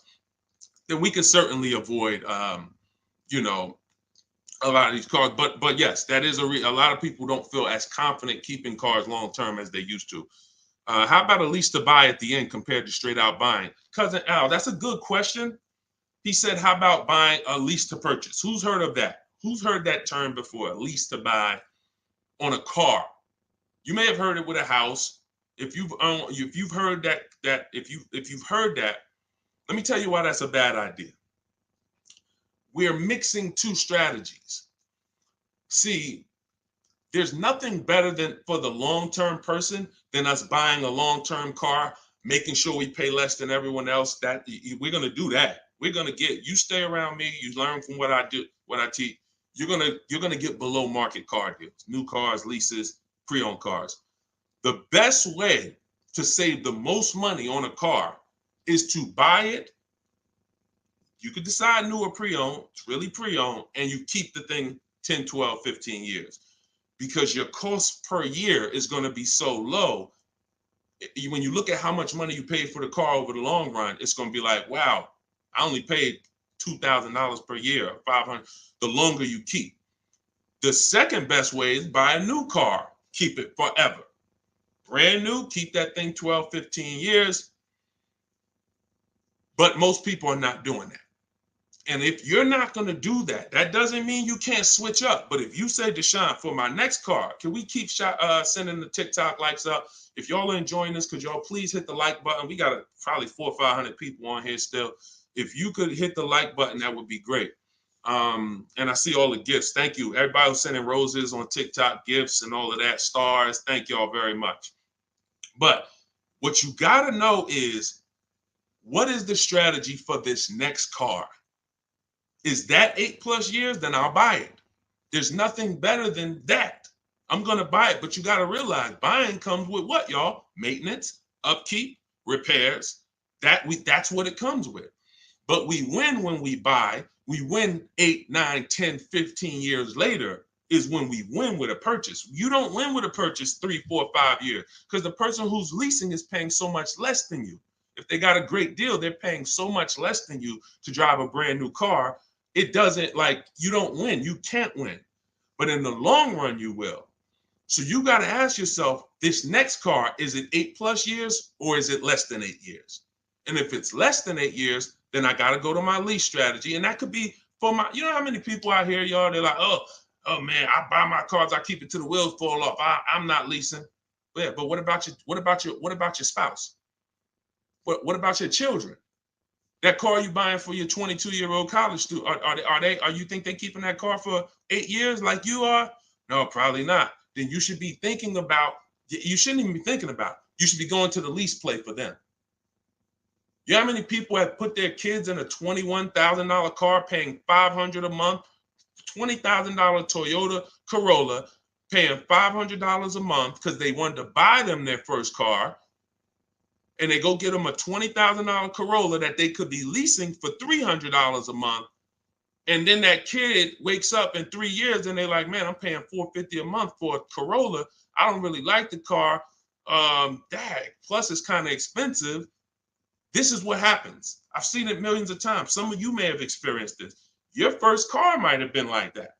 Maybe your parents went and got you your first car and purchased it. But I'm telling you that if they understood leasing, they could, especially if you were going to pay the bill, they would understand, we're not keeping this car long enough. We should be leasing it. And so I'm going to keep hammering now. I'm never going to stop hammering because we got years and years of bad information that we got to unravel. People who've been doing damage, y'all. Big audiences, big platforms, just telling people, oh, leasing is the most expensive way to own a car. Guarantee you, if I had 10 minutes on them with a live and I bet them $100,000, are you willing to bet 100? Let me just ask you. You sound very confident when you're talking to the public. They don't realize how much money they're costing you. So my question would be, if I can show you that advice you're giving them is completely wrong financially, will you pay me $100,000? Will you take the bet? Because if you're willing to say that, stand on it. That's what they tell y'all. Exactly. He said that's what they tell us. See, and that's why I'm here.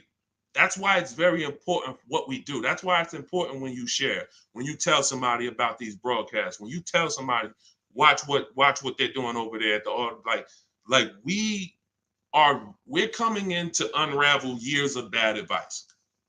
And a big part of that is leasing. Not the only part, but a big part of that is leasing. But you cannot all lease deals aren't created equal, y'all. Lease deals are when we shop for lease deals, you must get bids. And I'm telling y'all, you must get bids for everything. We'll talk more about that as we continue to go on. All right, let's get to some more questions. Why are taxes added to a buyout when they're already included in the paid? Somebody said, Christina on TikTok said, why is taxes added to the lease buyout price when it's already included in the monthly payment? Well, it's only included in the payment for the portion of the car you're leasing.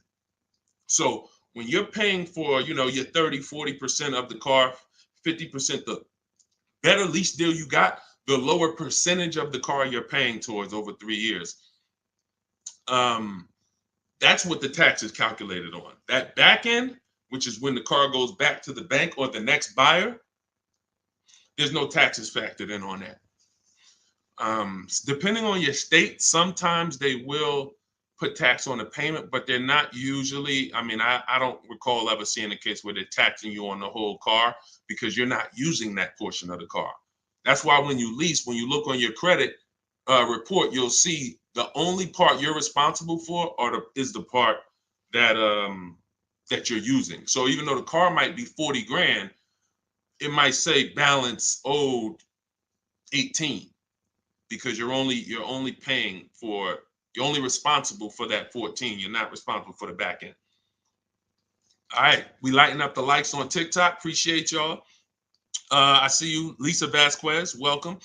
Kat, I see you. All right, let's go. Let's continue to rotate questions. What happens to my down payment on the lease? See, a lot of people asking about leasing. This is good. This just goes to tell you something. A lot more y'all gonna lease when you understand it. In fact, when you understand it, your next car will be a lease. Quite honestly, unless you can guarantee me, Deshone, I'm keeping it 8 years. If you say, Deshone, I'm keeping this thing 8 years, you go ahead and buy it. Don't think about leasing. Go ahead and buy it. But if you cannot confidently say I'm keeping this car at least 8 years, and you're gonna learn, I'm gonna do a upcoming show where I show y'all my screen. So if you're on TikTok, make sure you're on YouTube or make sure you're on Facebook. If you're on Instagram, because y'all are not going to be able to see my computer screen when I actually go deep and show everybody, my screen and we compare. I'm going to show y'all the numbers because I'm not going to sit here and I don't want y'all thinking this is my opinion. This is by the numbers. So Good Time says, what happened to my down payment on the lease? So you should only do a down payment on the lease after you've already verified you got a great deal. Pay attention. This is very important. Once you down payments, y'all, never come into play until we verify we got a great deal. This is all in my book, Car Shopping for People That Hate Car Shopping, my digital book. You can download your copy. Go to deshonesbook.com. It's 75% off for a couple minutes. You won't leave the broadcast, but I don't want you to miss the opportunity. The book is great value at $97, but for our official book launch, we're doing 75% off. So you can scan the QR code or go to my Instagram or TikTok bio. Get your 75% off book. So when you are doing a down payment, whether you're purchasing or whether you are leasing, it's critical that we verify we got a great deal on the car before we ever talk about payments. This has always been. How many of you have had this question? You're looking at a car and they say, hey, what do you want the payment to be? What's your goal? What's your goal for your payment? Type a dollar sign if you've heard that question. What's your goal for the payment? Thank you, Say What. I appreciate all the compliment. I appreciate it. If you've heard that question, type a dollar sign. What do you want your payment to be? What's your payment goal, right?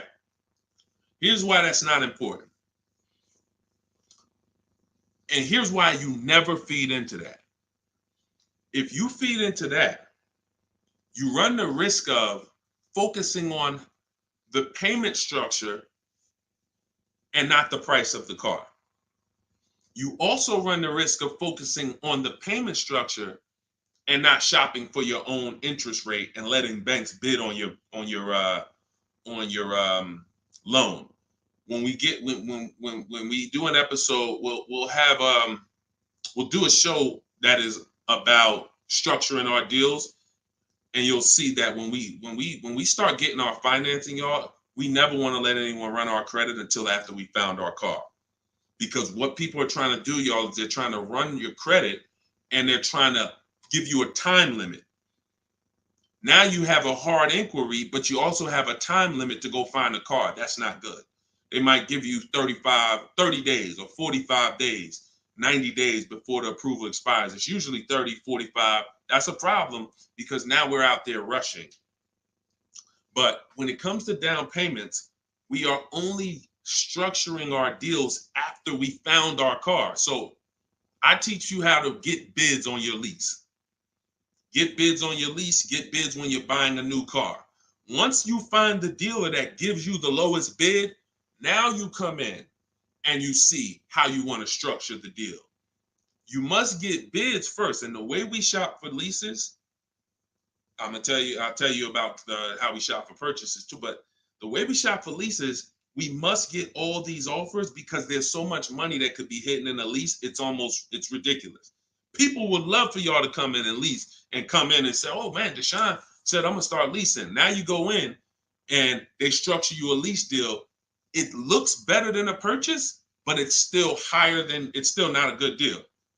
So that's why we gotta know when we are shopping for leases, we are always shopping offers with, here's how you shop them. This is in the book, but if y'all want to try to remember this, be my guest. You are getting your lease deals, your offers with first month's payment total out of pocket. First month's payment. Now look, when you shop for a brand new car, you are always getting your offers with tax, title, license, all fees included. When you shop for a brand new car, you're getting your offers from multiple dealerships. I do this online. You could call them. I would suggest you do it my way. But if you want to call them, you can talk to a sales manager and you say, hey, I got this car. I'm looking to see if you got something similar, but I need an offer with all taxes, fees, everything included. And now you're comparing that. But I would only talk to a sales manager if you're going to go that route. Again, in my book, I teach you the scripts. I got the emails that we use to do this because you want to use my words. But if you're not going to use what's in the book, you should be calling and asking for a sales manager and just give them an opportunity to beat the quote. That's a manual way to do it, but it's still better than you going back and forth with one dealer. We cannot go back and forth with one dealer anymore because when you start getting bids, mark my word, it's going to blow your mind when you see how overpriced some dealers are. When you see how overpriced some dealers are, it's going to blow your mind. So in order for you to shop your lease quotes, you're shopping your lease quotes with no money down, so good time. When you talk about what happens to your down payment on a lease, well, you're not putting your down payment down until you got a great lease deal. So you get your lease deal, first payment, and then you divide that into the monthly payment. Into the MSRP. Very important. Let me give you all an example. Pull up my calculator. So let's say I got an offer of $500 a month on a $40,000 car. That's what's called a 1.25% lease. You take the monthly payment and you divide it into the MSRP. That gives you a percentage. The lower percentage, the better the deal. And this originated from who's heard me mention the 1.5% rule for bad lease deals. Type me if you've heard that. No, you don't have to tell them you're pre-qualified before you go. It's not even a question. We're just shopping for the price of a car. So you've heard, okay. Okay. So see, and I looked at another question while I was in the middle of answering one. So wait, we were talking about lease quotes. We were talking about, okay. Okay, that's right. The 1.5% rule. So when y'all hear me mention the 1.5% rule, I'm telling y'all, again, it goes back to the fact the lease, the name of the game with a lease is how much can I pay for a car over 3 years that I'm giving back? The lower, the better. So since the beginning of time, people who got great lease deals knew about the 1% rule. The 1% rule said if I buy a car, if my lease payment is 1% of the MSRP or below, it's a steal. So if I'm looking at a $40,000 car and my lease payment on it, 12,000 miles per year, is $400 a month, no money out. No money. I know that y'all may have been taught, yo, you got to put money down when you lease. That is a lie. I'm going to be peeling back a lot of lies, a lot of misconceptions, a lot of bad belief systems that we picked up, and we're going to tear those down. So money down with a lease is absolutely not a requirement. So when we're getting our lease deals, example, 2018, I leased a 2018 Jeep Grand Cherokee Laredo. It was $35,000. I gave them $330 a month, and I drove off. That was my payment. 39-month lease. We'll talk about in the future. We don't do 4-year leases. We'll talk about that in the future. But that's the 1% rule. 1%. Now look at that. Think about value, y'all. You drive off the lot in a brand new $35,000 car, and you're paying $330 a month. That's under 1%. So these are steals. I call these steals. You ever see a lease deal like that? It's not a deal. It's a steal. Now, in order to get that type of deal, you need a great lease program. So we can't. So it's not just like, oh, every car has a 1% deal. No, if they don't have a ton of rebates, if they don't have a good residual value, if they don't have a good rate, then it's not going to happen. But in the long run, we can't control that. All we can control is how we're going to shop. And the way we shop is get your first month's payment. Is you tell every dealer, give me a quote with first month's payment, and put all the taxes and all the fees into the monthly payment. And then you let me know what that is. And you have to know the MSRP, because you divide that monthly payment into the MSRP, and that's going to tell you the percentage. If you see 1.35, 1.45, 1, these are good deals, really good deals. We still need to compare, because I got people who are getting, look, if we don't compare, you could be in trouble. You don't want to just take a deal. There are people who think, oh, I thought a 1.25 was a great deal, and then I end up getting 1.1. So we can't ever assume what's a great deal. We just have to know what a bad deal is. That's over 1.5%. They got me on one of my last leads. Listen, good time. Don't feel bad, man. It is something a lot of people are going to discover the more you work with me, that you have overpaid. But there's been no one to tell you. So there's been no one to tell you. So 1% still, 1% 5 is the max. Exactly, K-Dub. That's the exact formula and ratios we use for measuring great lease deals. 1% or lower is a steal. Between 1% and 1.5 is a deal. That's great value compared to purchasing. So when someone drives off the lot with a great value lease, 1.25, anything under 1.5, they're paying less than someone who purchased. They're paying less than someone who purchased. Once you get above 1.5, you're now going close to spending the same amount as the person who bought the vehicle, which we don't want, which we can't do. We eliminate the benefits of leasing. And some lease programs y'all are going to see are bad. You shop multiple offers and the lease programs are bad. We can't get those leases. I will never co-sign, because leasing is a value play. I will never co-sign you getting a car because you like the car a lot and overpaying for a lease because the lease program is bad. Sometimes, I want a Range Rover Velar. The lease program is bad. All right, well, I'm going to go get a Genesis GV870. And then, maybe in 3 years, the Range Rover lease program will be good. But right now, I'm not going to do it, because no one loves a car that they're leasing. You always just like it. If you're leasing, you're switching cars every 3 years. You don't love anything. When you love a car, you buy it, you keep the thing 10 years. That's love. But typically, a person who's not keeping their car long term, you get, you 3 years, you're like, okay, I could get another car. 5 years, people who buy cars to keep, they don't think like that. Like, they ain't even looking for a reason to get rid of it until, transmission goes out. And then I always joke, because as a keeper, what do you do when the transmission goes out? If anybody on here has bought their cars and kept them till the wheels fall off, when the transmission goes out, what do you do? What do you do? See, you're not a keeper. You're not buying a car to be a keeper. That transmission go out, you ready to get rid of it. You ready to get rid of it. Look, a lot of people are like, no, I go fix it. I go get another transmission. Exactly. All right, let's keep the questions moving. Welcome to the people who just jumped on. Happy to have you. If you're enjoying the broadcast, could you please make sure you are subscribed to us on YouTube? That's where we're going to be able to share really when we get into, which is coming very soon, I'm going to be sharing visuals for y'all to see. Just sharing a variety of things, websites that we use, things you want to stay away from, website, like all in my book. But in time, you're going to want to see it on YouTube, because you might not be able to see it on Instagram or TikTok. What's the MSRP equivalent for used cars? F Broncos asked. Here's what who's purchased a used car? Type a U. If you've purchased a used car before, type a U. Type a U if you've purchased a used car before.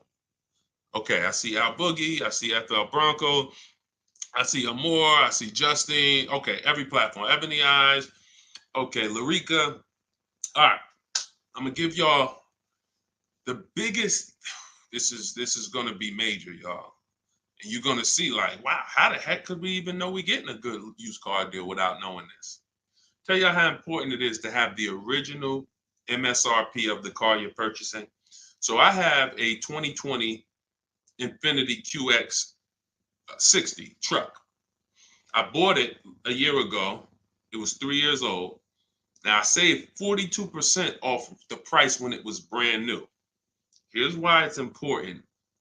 We don't know. When we're shopping on these used car websites, I call them marketplaces. Y'all are going to see in my book, if you do get my book, or even in my videos, you'll hear me talk about the multiple marketplace strategy, where we're on these used car marketplaces. We got to be on all of them. But here's what they try to sell you on, because it's based on who's paying them. They're trying to sell you on market value. The true way to buy a pre-owned car, after you check to make sure it's a good one, but I'm talking about, how do we know we got a great price on it? We must know how much it was brand new. We must know how much the car was brand new. Give you an example. I was looking at this Infiniti truck. I had narrowed it down to my top 3 or 4. I think I narrowed it down to my top 4. Now they're all white. They all look similar. They're all in similar price points. How do we choose? This is where we usually are stuck. And this is where we usually make a bad decision. I'm going to tell you why. I get the MSRP of these cars. By the way, my special strategy for getting the MSRP, one of them is to go to the dealer's website. Most dealers have a contract with Carfax, and that car will be on their website. That's my first line of defense. Again, everything I'm talking about, y'all, I don't hold back. It's in my book, or it's going to be in my free videos. But some people want everything in one spot. One spot, step by step. That's what the book is. 75% off in my bios, or go to Deshone's book or scan the QR code. So I look and I pull the MSRP, the window sticker for all of these vehicles, and what do I see? The 4 vehicles, the original price of them, one is 46, one's 48, one's 52, one's 54. Why is this so important, y'all? They've taught y'all to buy used cars based on what? Nothing. This is what we're asking for the car. Okay, I think I see some less than that. If all of these cars were 31,000, but one was 54, that's the best deal. In fact, none of those other deals are even close. That car right there has more packages in it, more equipment in it, special features in it. Those other cars don't. So the percentage of the discount that I'm getting off the car is higher here. Does not matter what the dealer's asking for the car. See, we've been taught you go and you focus on trying to get the dealer's price down. That is true in some cases. But what's more important is I need to know, based on what the dealer's asking for the car, how much off MSRP, original MSRP, am I actually saving? Is it 30%? Is it 40%? Because I might look at this car here and yeah, they might be asking $1,000 less for it, but the original equipment in that car is $5,000 less equipment.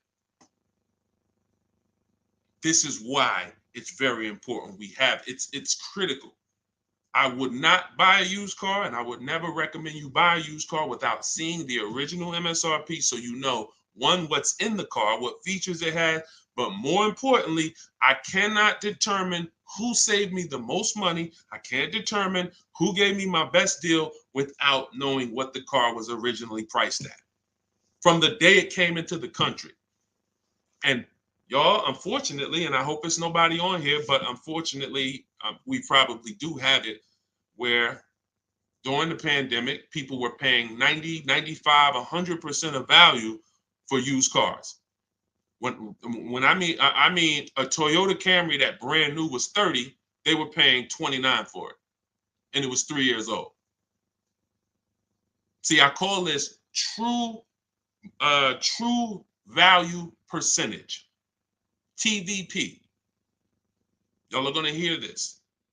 We call this true value percentage.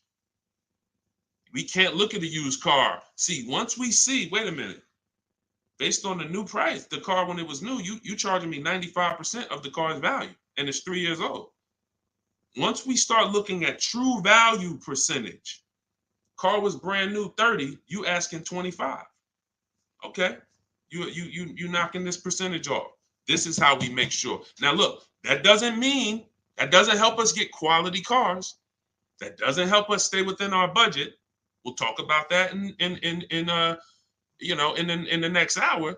Because what I'm going to be doing is I'll be doing these shows throughout the day in hour segments. So what you'll see is every time I come, we'll do if there's something that we want to tie up, we'll try to do it in both hours. Again, it's very tough to go over all things and then do Q&A and just get it done in a couple minutes. So some things may continue to the next hour, but once y'all get this, it doesn't change. So although, some of this might be brand new to you. I'm sure it is for a lot of you, having a system for how you shop, boundaries. But once you see how this thing works, it doesn't change. That's why I could write a book. That's why I have a library of videos that are step-by-step. The step-by-step version of my book is the Cars from Home video library, because I know we're so ahead. The car business is so old. I don't have to worry about this changing in the next year, 2 years.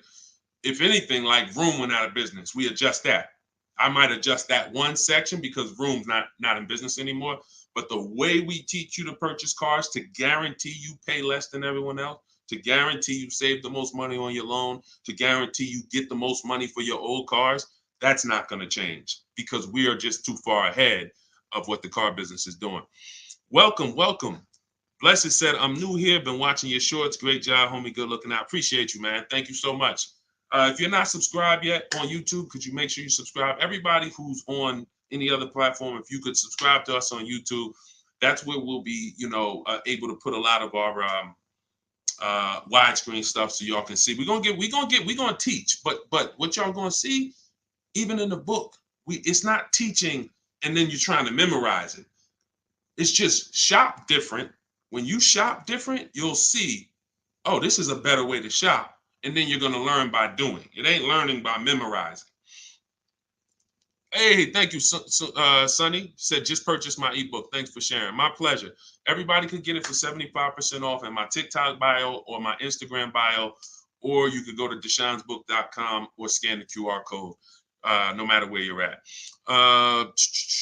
Let's see. I'm new here, but hold on. I got that. Hold on. Let's go. I still can't see the questions on Instagram. For some reason, I can't see the questions on Instagram. We got to figure that out. We got to figure that out. Now, here's what I will say. If you stay on long enough, somebody's going to ask you a question, because a lot of you, it's going to surprise you, but I know it.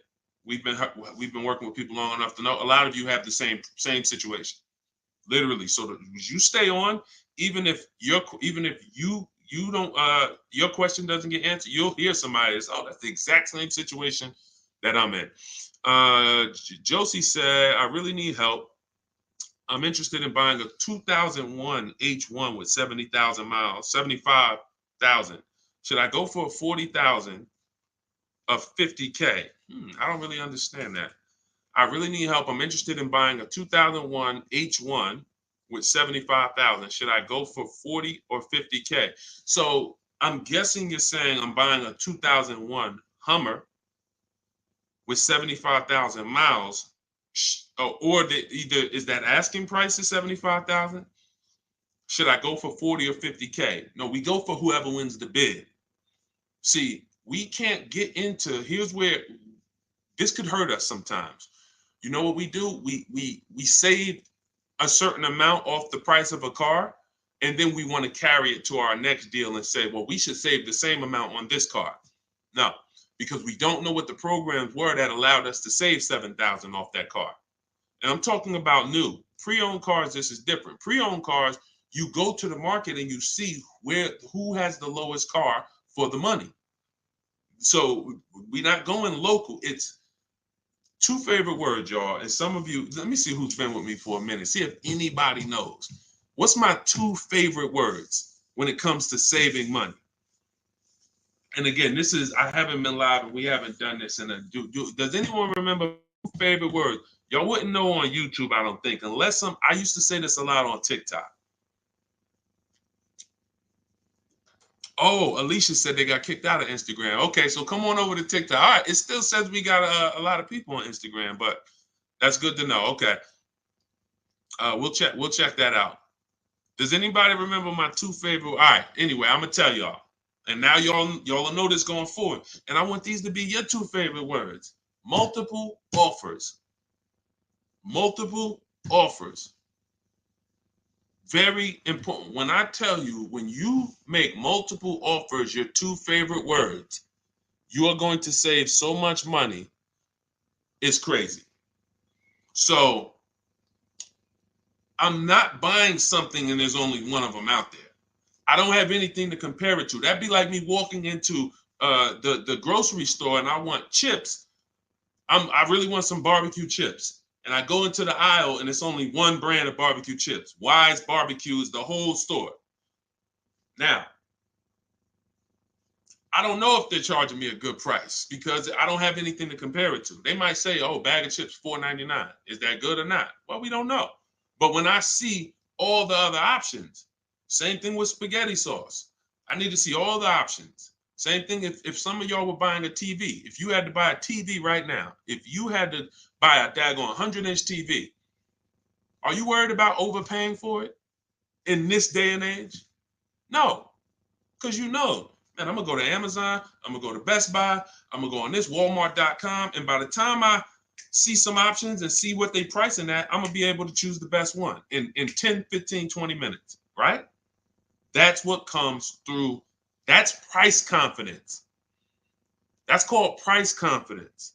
And the only way to have price confidence, to eliminate that feeling of, oh, did I overpay? You think I paid too much for this? Is to learn multiple offers, multiple options. So what you should be doing, Josie, is looking at so many H1s, wherever they are, that I know I'm not going to overpay because I see them all. I see where the price, and I'm going to teach y'all, this is in the book, and I'll teach y'all in my video. We set up accounts when we're shopping for a new car, because once we once we know where the prices are, we want to be alerted every new car that pops up, every single used car that pops up, you want to get alert on it. You want that thing coming to your email the minute they post it, because everybody else is not going to be able to move on it because it's too fast. They need time. They need to, oh, let me see it. Okay.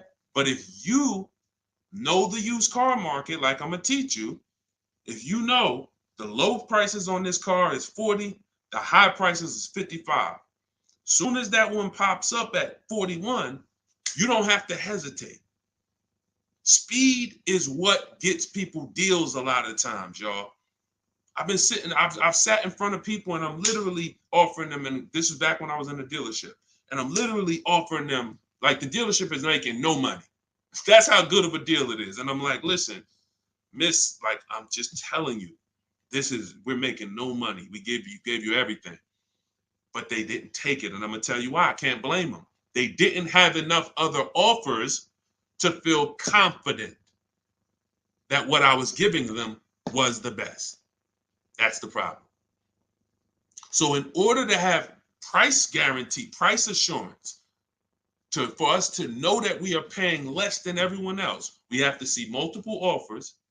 And then in order for us to guarantee that we have not, that's just what it is. Price assurance comes through multiple offers. And then we have to get a quality vehicle. Okay. So all of this I will teach. It's hard to get, maybe like a lot coming at you at once. That's why I would love for you to get the book, Car Shopping for People That Hate Car Shopping, so you could dig into it, so you can see that everything that I teach is methodical.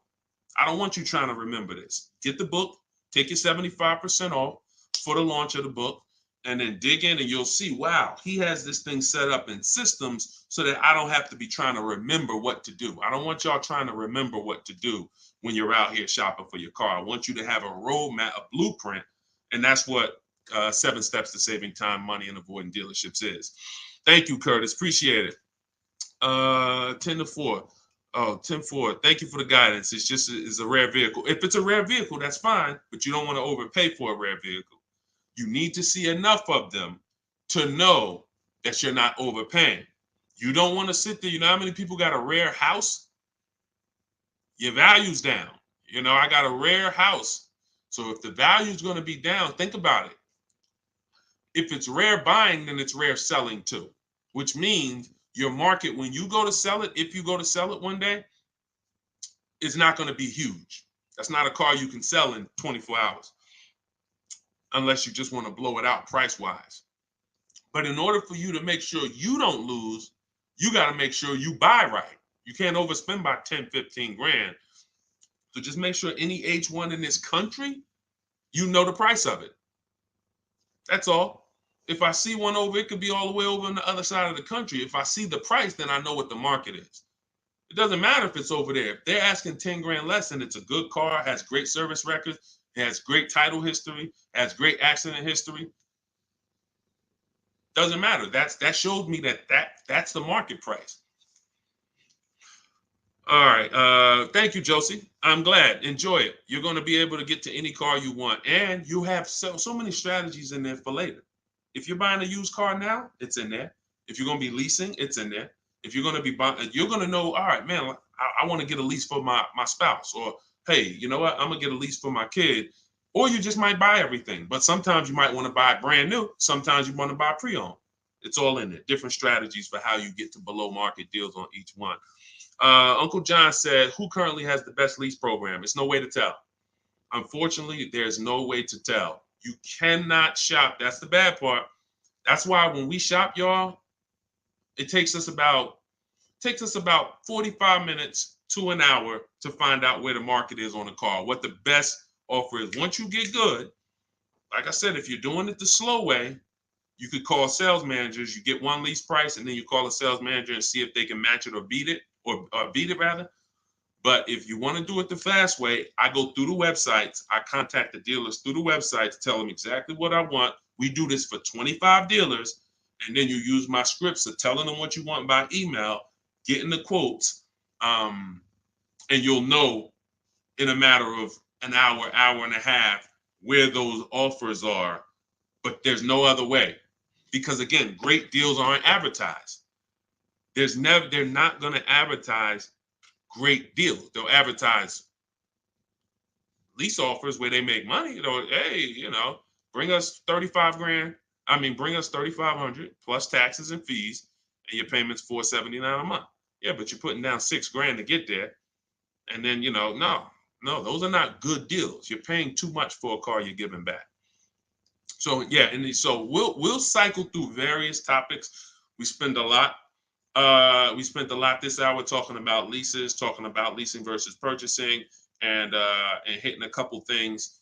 But what y'all will see is we'll do themes kind of each hour. I'm gonna come back. I'm gonna come back for the next hour, and we'll probably still stay on it, but we'll be able to get through more questions, because as y'all can see, some of these questions require a little bit more deeper answer. Just as if you were purchasing a house. I know they've made it seem like, oh, well, let's just ask a simple question and then let's just, it should be a super simple answer. Not when we're purchasing houses, right? It's never simple when we're purchasing houses, when we're getting mortgages, when we're investing. Why would it be simple when we're buying $20 to $50 to $100,000 vehicles that depreciate, that lose us money whether we drive them or not? That's danger. You got a real lesson on the dangers of depreciation in this hour. Like, ridiculous. You drive a car, buy it, just park it outside, come back in a year, car's worth thousands less. You never drove it, never got behind the wheel one time. So when you have that type of product and you're coming into your household, it can drain you of money if you don't structure your deal in a way where you've minimized your losses. The name of the game is to minimize the amount you're losing on these cars. Cars are depreciating assets. You can't make money on them. We did have a wave for years where we were making money on cars, but that's because the resale values of these cars, it was a once in a lifetime historic moment when all of our cars were worth 12 grand, 8 grand, 15 grand more than what they would normally be worth. So, those who cashed out did very well, and we were part of the group who was really spearheading helping people cash out while the market was high. But unfortunately, people bought while the market was high too. So this is we'll be talking more about these things every hour. So lease good for bad credit. Now what you're gonna have to do is set yourself up. If you can't qualify for a lease and you should be leasing, then now your goal is to now get prepared to lease. That might take you a year or two. And we're going to talk about how we buy an inexpensive car to get set up for a lease. We don't go out and buy a $20,000, $30,000, $50,000 car when we know credit's not where we want it. But if you give me a year or two, I'll get myself up to a 650, 670. I'll use an inexpensive car to build a good payment history, because I'm paying more for interest because my credit's not good. So the last thing I want to do is buy an expensive car and have a higher interest rate. Now, when I go to switch out of that car in 2 years, because I'm ready to get my brand new lease, now I got 10 grand of negative equity. That's now, first it was credit stopping me from getting the lease. Now I got too much negative equity stopping me from getting the lease. These are two things we want to avoid when we're trying to set ourselves up. And the way we do it is we make sure we buy the least expensive car we could get a loan on. We want the smallest loan possible. And then we get a reliable car, and our plan is to switch out of that car in 2 years. Make the payments, pay the higher interest, but that's okay, because in 2 years, I'm driving something brand new off the lot and I'm leasing it. So that might not be the ideal car. In fact, it shouldn't be. But some people go and say, well, if I got to do that, man, I'm going to go and get the Dodge Charger with the Hemi engine, and now you're buying a $30,000 car, $25,000, and you're putting that interest on top. And now you're buried. So you're not going to be any closer to getting a lease in 2 years than you are today. We don't want that. You got to bite the bullet. And if you got a ton of money, I'll show you how to get it done. And you can get a little bit of a nicer car. If you got bad credit, but you got 10 grand, you don't have to get a $10,000 car, but we need to work these things accordingly, because the key is a small loan, reliable car. That's the key. Okay. TikTok's telling me my live's going to end in 60 seconds. Okay, so we will be back. Y'all are going to see, like, this is going to be what we do, you know, especially during the book launch. My new digital book, Car Shopping for People That Hate Car Shopping, has everything in it I teach. Y'all know from my videos on social media, I don't hold back information. But if you want everything in one place, in a step-by-step written format, this is where you get it. You know, it's called Car Shopping for People That Hate Car Shopping. 7 steps to saving time, money, and avoiding dealerships. And that's going to allow you to take what I teach, mastering the art of shopping from home, mastering making dealers and banks bid against each other for your business, and so that you can be confident. But please make sure you subscribe so that you can get, and if you're on our email list, you'll get notifications of when we go live so that you can make sure you jump on. If you're in the market for a car, we want to make sure you are armed with everything you need to save tons of money. So thank you, We West Coast, a lot. Appreciate you. Instagram, we're gonna get y'all involved because somehow I'm seeing some of the questions and some not. Now the questions on Instagram popping up. That is so weird. But I trust that y'all got value because again, many of you do have the same questions. So we'll be back in the next hour. You'll get a notification if you're on our email list. Jump on. But if you get your book, I hope you enjoy it. I can't wait to hear your success stories, and I'll see you shortly.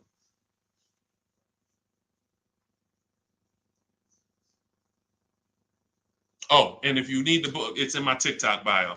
Some people are saying, where do I get the book? It's in my TikTok bio. Click the picture. It's in my Instagram bio. Go to the bio. Click the picture. If you're watching on the or you could go to deshonsbook.com, or you can scan the QR code depending on where you're watching. So, all right. See y'all soon.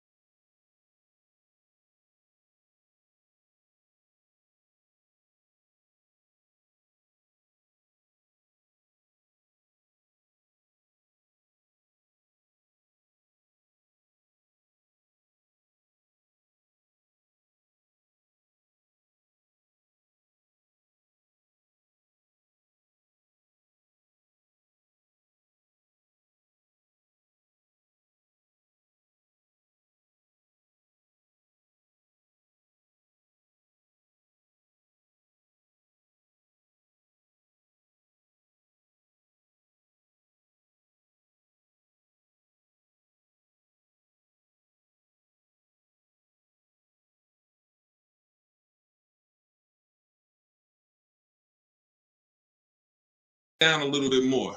Why ask about the MSRP? This question is from TikTok. You need to know the MSRP for several reasons. If you're leasing, you need to know what percentage are you paying relative to the MSRP, because the 1% lease rule has always been based off the MSRP. If you got a lease payment and it was 1% of the MSRP, like $40,000 is the MSRP, your lease payment is $400 or less, then you basically stole a vehicle. And that rule has been around since the beginning of time. So when it comes to purchasing a used car, you need to know the MSRP, because how do you know how much you're saving if you don't know the original MSRP? How do you know how much you're saving?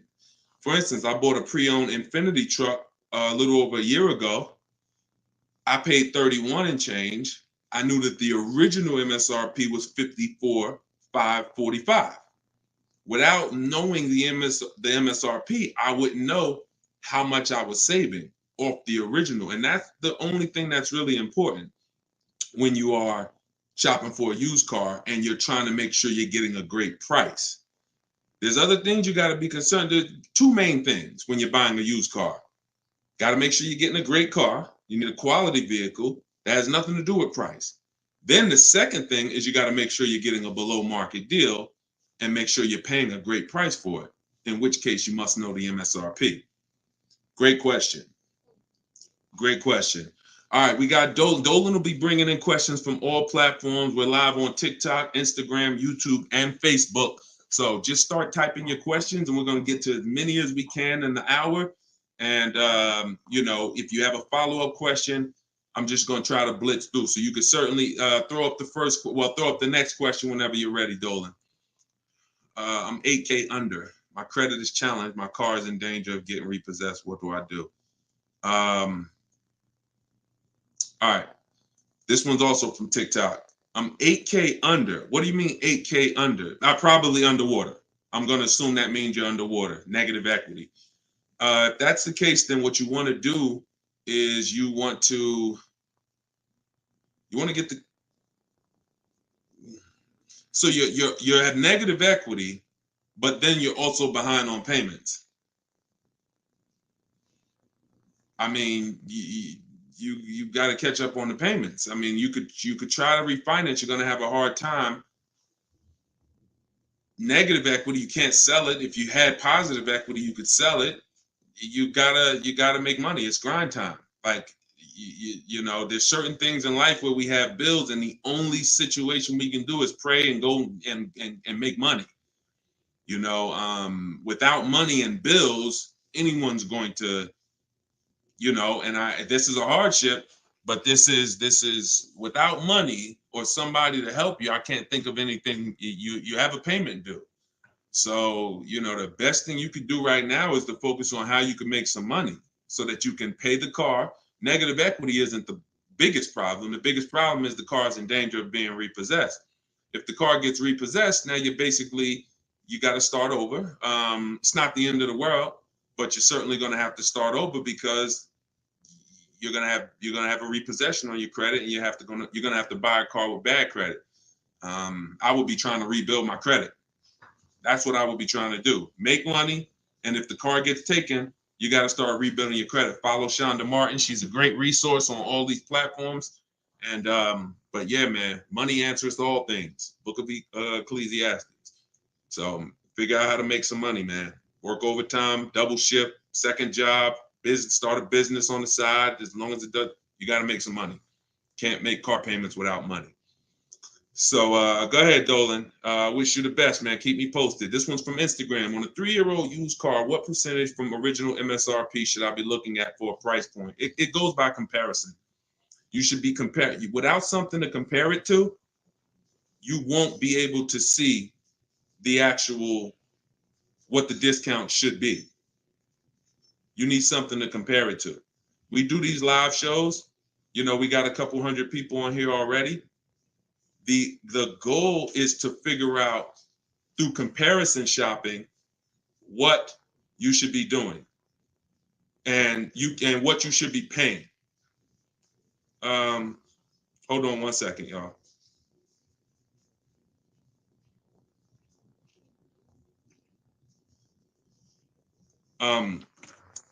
Yeah, so that's the goal. You don't know what a fair price is, what a great discount is, until you are not, until you have other offers to compare it to. That's the problem. Go ahead, Dolan, shoot the next question up. Like, I didn't know that 42% off my Infiniti that I got was a great discount until I compared it to the others. I narrowed it down to 4 choices, and then 3 of them were not as big of a discount. And, one of them was, most of them were in the 30s. This particular one was a 42% discount off the original MSRP.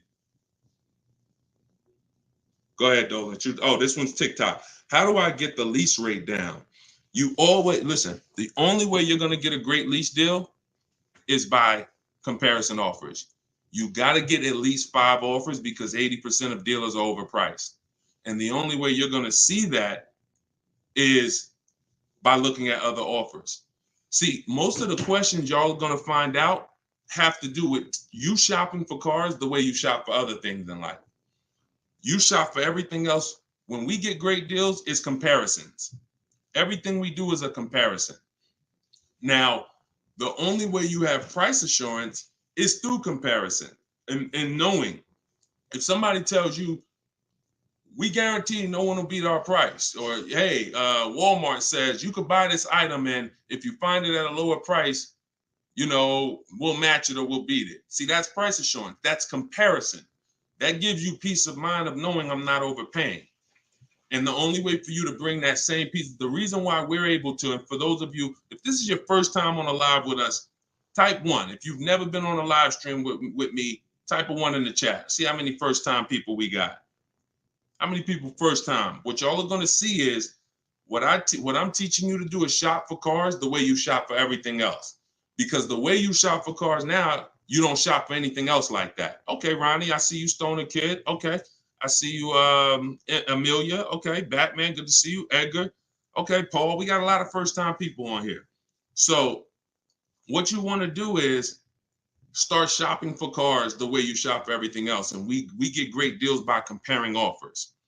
Now, some of the people I'm going to introduce you to and the way they've gotten their deals is by using what I'm teaching you. Everything that I teach comes out of my new digital book. It's called Car Shopping for People That Hate Car Shopping. 7 Steps to Saving Time, Money, and Avoiding Dealerships. So in that, I have 2 systems for how we comparison shop. One's for new cars and leases. You got to get at least 5 offers. And some of you are like, Deshone, how do I get 5 offers? Well, you stay on. We're going to talk about that. It's easy to do when it's online, but you won't see how different the prices are. When you see, man, everything seems overpriced, it's because you're dealing with what I call the 80%. Dealers that are the 80% are overpriced. They're going to charge you as much as they can because they don't think you're going to find the 20% dealers that are going to beat those offers. So when you talk about how to get a lease rate down, like you look at somebody like Danielle. This is Danielle's lease. She just got a lease on an Audi not too long ago. $44,000 vehicle. She paid $550, no money out of pocket. She just gave him $550, drove off.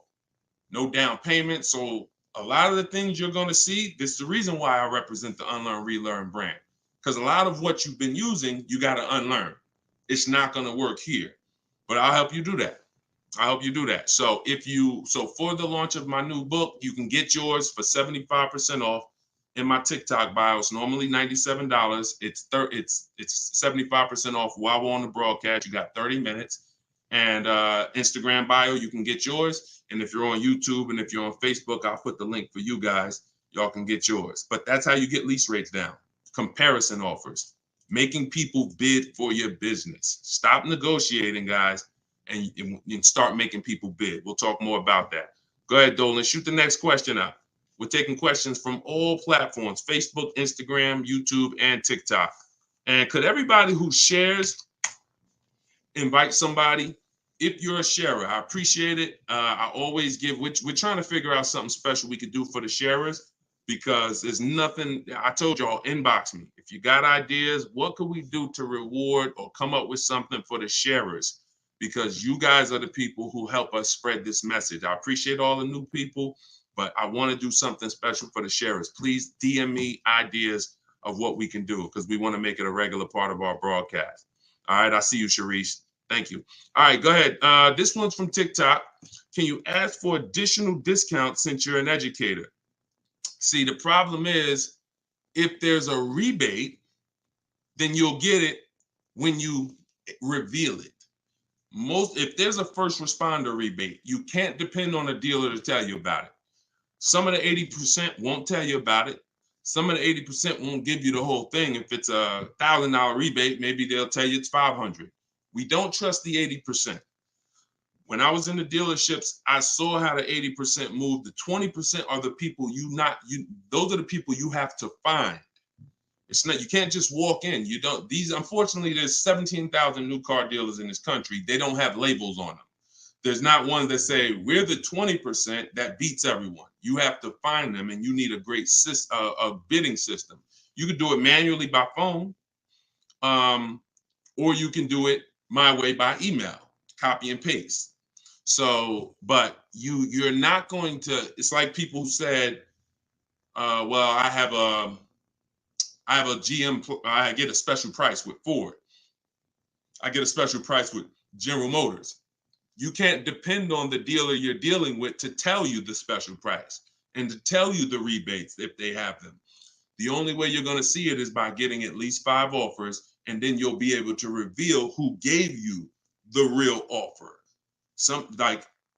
It's unfortunate, but it's actually better for you, because who's not a good negotiator? Type not me if you are not a good negotiator. Just speaking honestly, you're not a good negotiator. It's not your thing.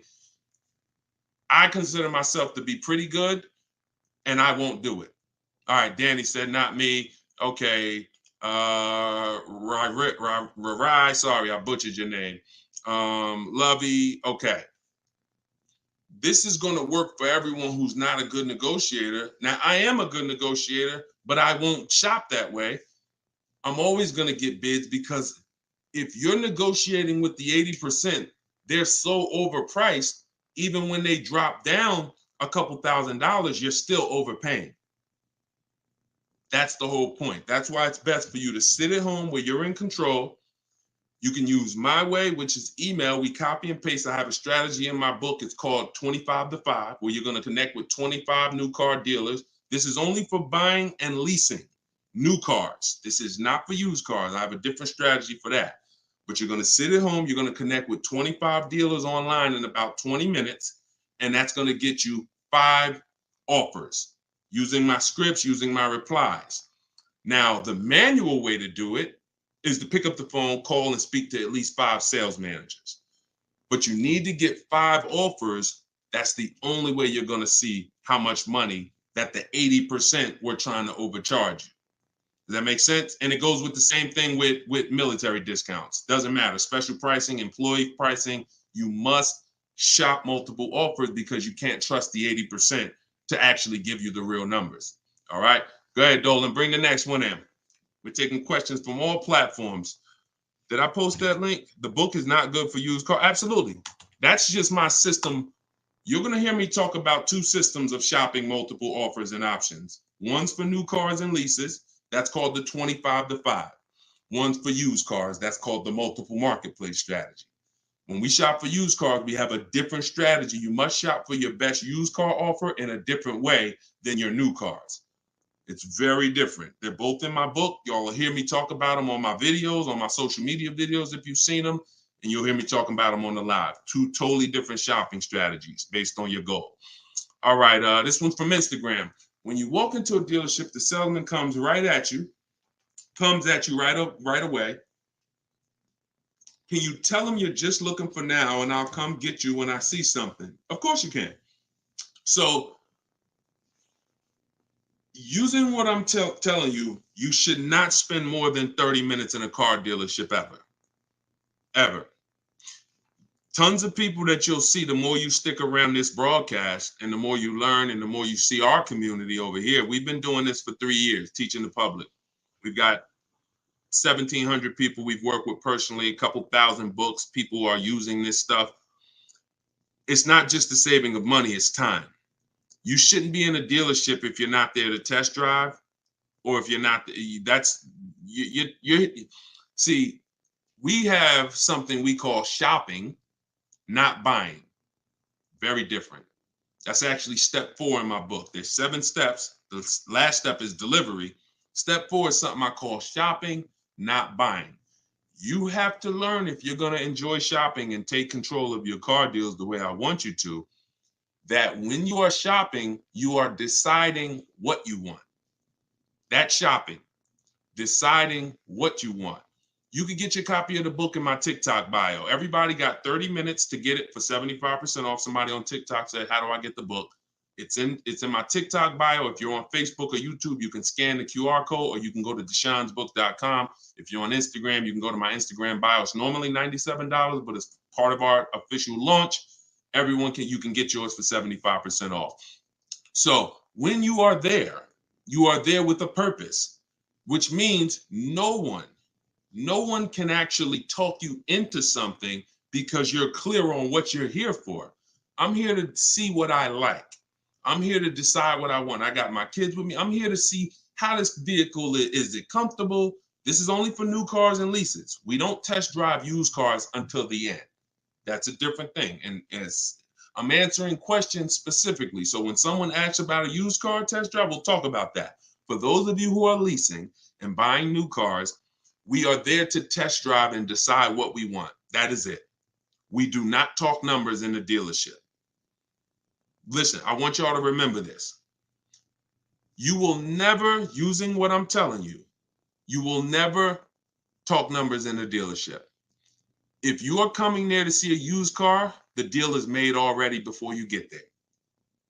Your numbers, everything should be established online.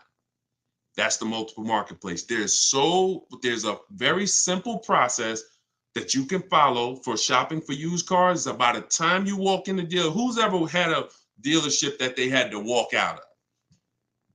If you've ever had a dealership where you had to walk out of, type me if you've ever walked out. Somebody wasted your time. Somebody tried to, whatever. You went there and you're like, man, I'm leaving. This isn't good. I'm glad you did that, but I want you to get to the point where no one can even waste your time. That's what I want you to get to, which means every time you walk in the dealership, for a used car, the deal is made. You're just there to test drive it, verify everything you did online. We'll talk about this. And then you're taking the car, or you're locking up that deal, not taking it because, you're locking up the deal. Now, with a new car, you are there to test drive only. I'm deciding what I want, and here's what, look, you got to be able to ignore this. Let this stuff go. Hey, can I talk to you? Hey, let me just show you these numbers. Hey, we got some real good deals this month. Hey, you know what? Have you seen the specials? Hey, we got a special price. Hey, we're taking off Hey, we're paying over $2,000 for people's trading. Hey, we're buying old leases back. All of this stuff, it got to just be, that junk got to go using what I teach, because that stuff works for other people. It probably has worked on you in the past. Now, you're not going to let people throw you off this agenda anymore. You are literally there to shop, decide what you want, and when you take your card, take the salesperson's card. When you come home, if you like that vehicle, we will be purchasing it and getting multiple offers from home, never in the dealership. Everybody clear? If you're clear on that so far, type clear. Everybody clear on that? Clear? All right. I see you, Dave. Yep. I see you, Danny. All right. Go ahead. This one's from Facebook. Carla said, my granddaughter purchased her first car in November 2023. She wanted to lease, but was told she was too young. She's 20. How can she transition from a current car note to a lease car when she turns 21 next year? Great question. Who has a car that they're thinking of replacing? You have a car now. You're thinking about replacing that car. Could be a lease, and you have to replace it. Could be a car you own. Could be a car you're financing. So the first step in my book, it's called 7 Steps to Saving Time, Money, and Avoiding Dealerships. Car shopping for people that hate car shopping. First step is the most important question. We must know whether we're going to lease or buy. You have to see that as the foundation of your car deals. You cannot get a great deal when you should have leased, but you bought. It is impossible. You can't get a great deal if you should have bought, but you leased. So that's the most important question. That's step 1. How many years are we keeping the car? Now, after that, here's what you do. You guys who have a car you have to replace, including this young lady, Carla, she asked, you must do an equity assessment. This is step 2. Equity assessment is going to tell you, can you get out of your car clean? Can you get out of your car break even? Can you get out of your car and there's equity there, which means you can put that equity in your pocket or into the next transaction? Or do you have negative equity if you have a loan? So the equity assessment is going to tell you. Now, here's how you do it. You're going to call your bank. If you have a paid off car, you do not need to do this step. You can skip this step. If you have a loan or a lease, you're going to call your bank. You're going to ask for the payoff. I see y'all running the likes up on TikTok too. I appreciate it. Can y'all keep tapping the screen? I appreciate y'all running those likes up. When you call, you're going to ask them for the payoff. The payoff is the amount you owe. Do not look at your contract. Do not look at anything. Call the bank or call the leasing company and say, what is my payoff? Now, if you're leasing, you're going to ask an additional question. Do I have a third-party restriction? Once you have those answers, you end the call. You are then going to go on to the websites that I'm about to mention. You're going to get 6 bids, 6 offers. My 2 favorite words when buying anything. And if you like to save money, these will become your two favorite words: multiple offers. Multiple offers. I love those words. That's how you buy everything else. Multiple offers, multiple options. That's how we save the big money. So you're going to go to carmax.com. This will take you about 20 minutes to do an equity assessment. You're going to go to driveway.com. You're going to go to AutoNation, Sell My Car, Carvana,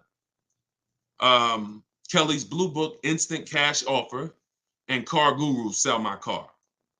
As more people buy cars, we'll keep adding them to our list. Those people are in my book. That's who we get our equity assessment from, because here's what your car is worth, what people are willing to offer you cash for. What's the one word? Some of you have been, hold on, don't bring in the next question until I give you the road, because some of these I got to go a little deep on, Dolan. But you could queue them up. Just get them ready so that, you know, when I call them out, you got them ready. I know you're stacking them. When you look at, you know, getting 6 offers, what's the one word that we don't use anymore? Let's see if anybody was on here. Maybe you were on here for the last couple broadcasts, or a lot of you are new, so you may not know. What's the one word? Good to see you start back up. What's the word that we're not using anymore? And for the new people, you're about to learn. We don't use, let me see if anybody got it. I give it about 3-4 seconds. Okay, everybody's about to learn this for the first time. We don't use the word trade. You don't get maximum money trading anything. I know you've been taught that because dealers have actually taught you to give them multiple transactions in one. You buy your car from them, that's one transaction. You sell your car to them, that's another transaction. And if you get your loan from them, that's a third transaction.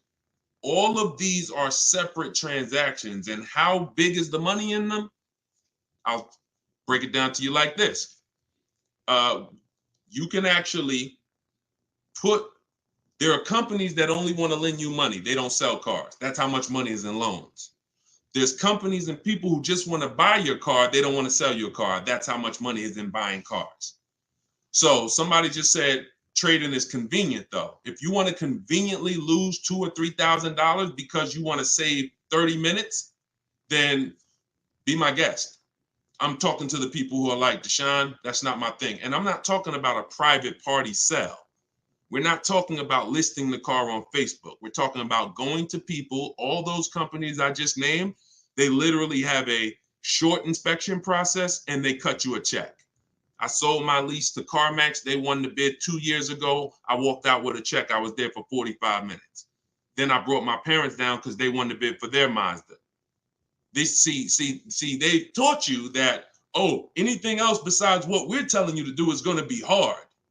You know, like, oh, you might as well just give us all the business because, you know, anything else is going to be just hard. Meanwhile, what you're putting yourself through is hard.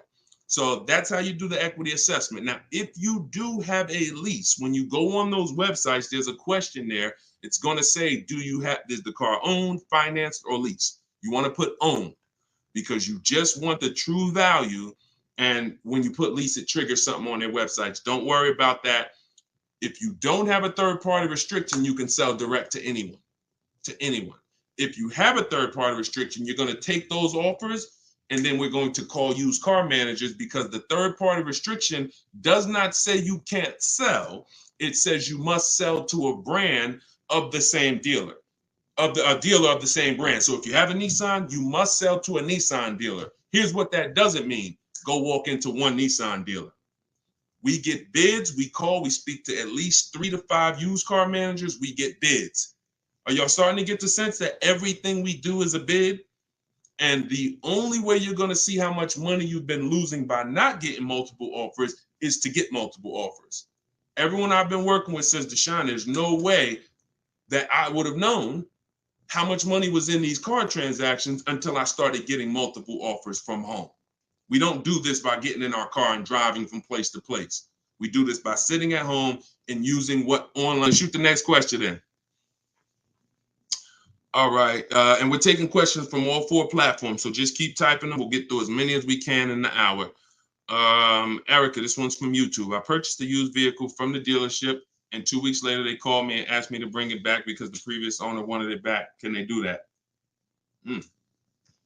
Mm. That's a nightmare.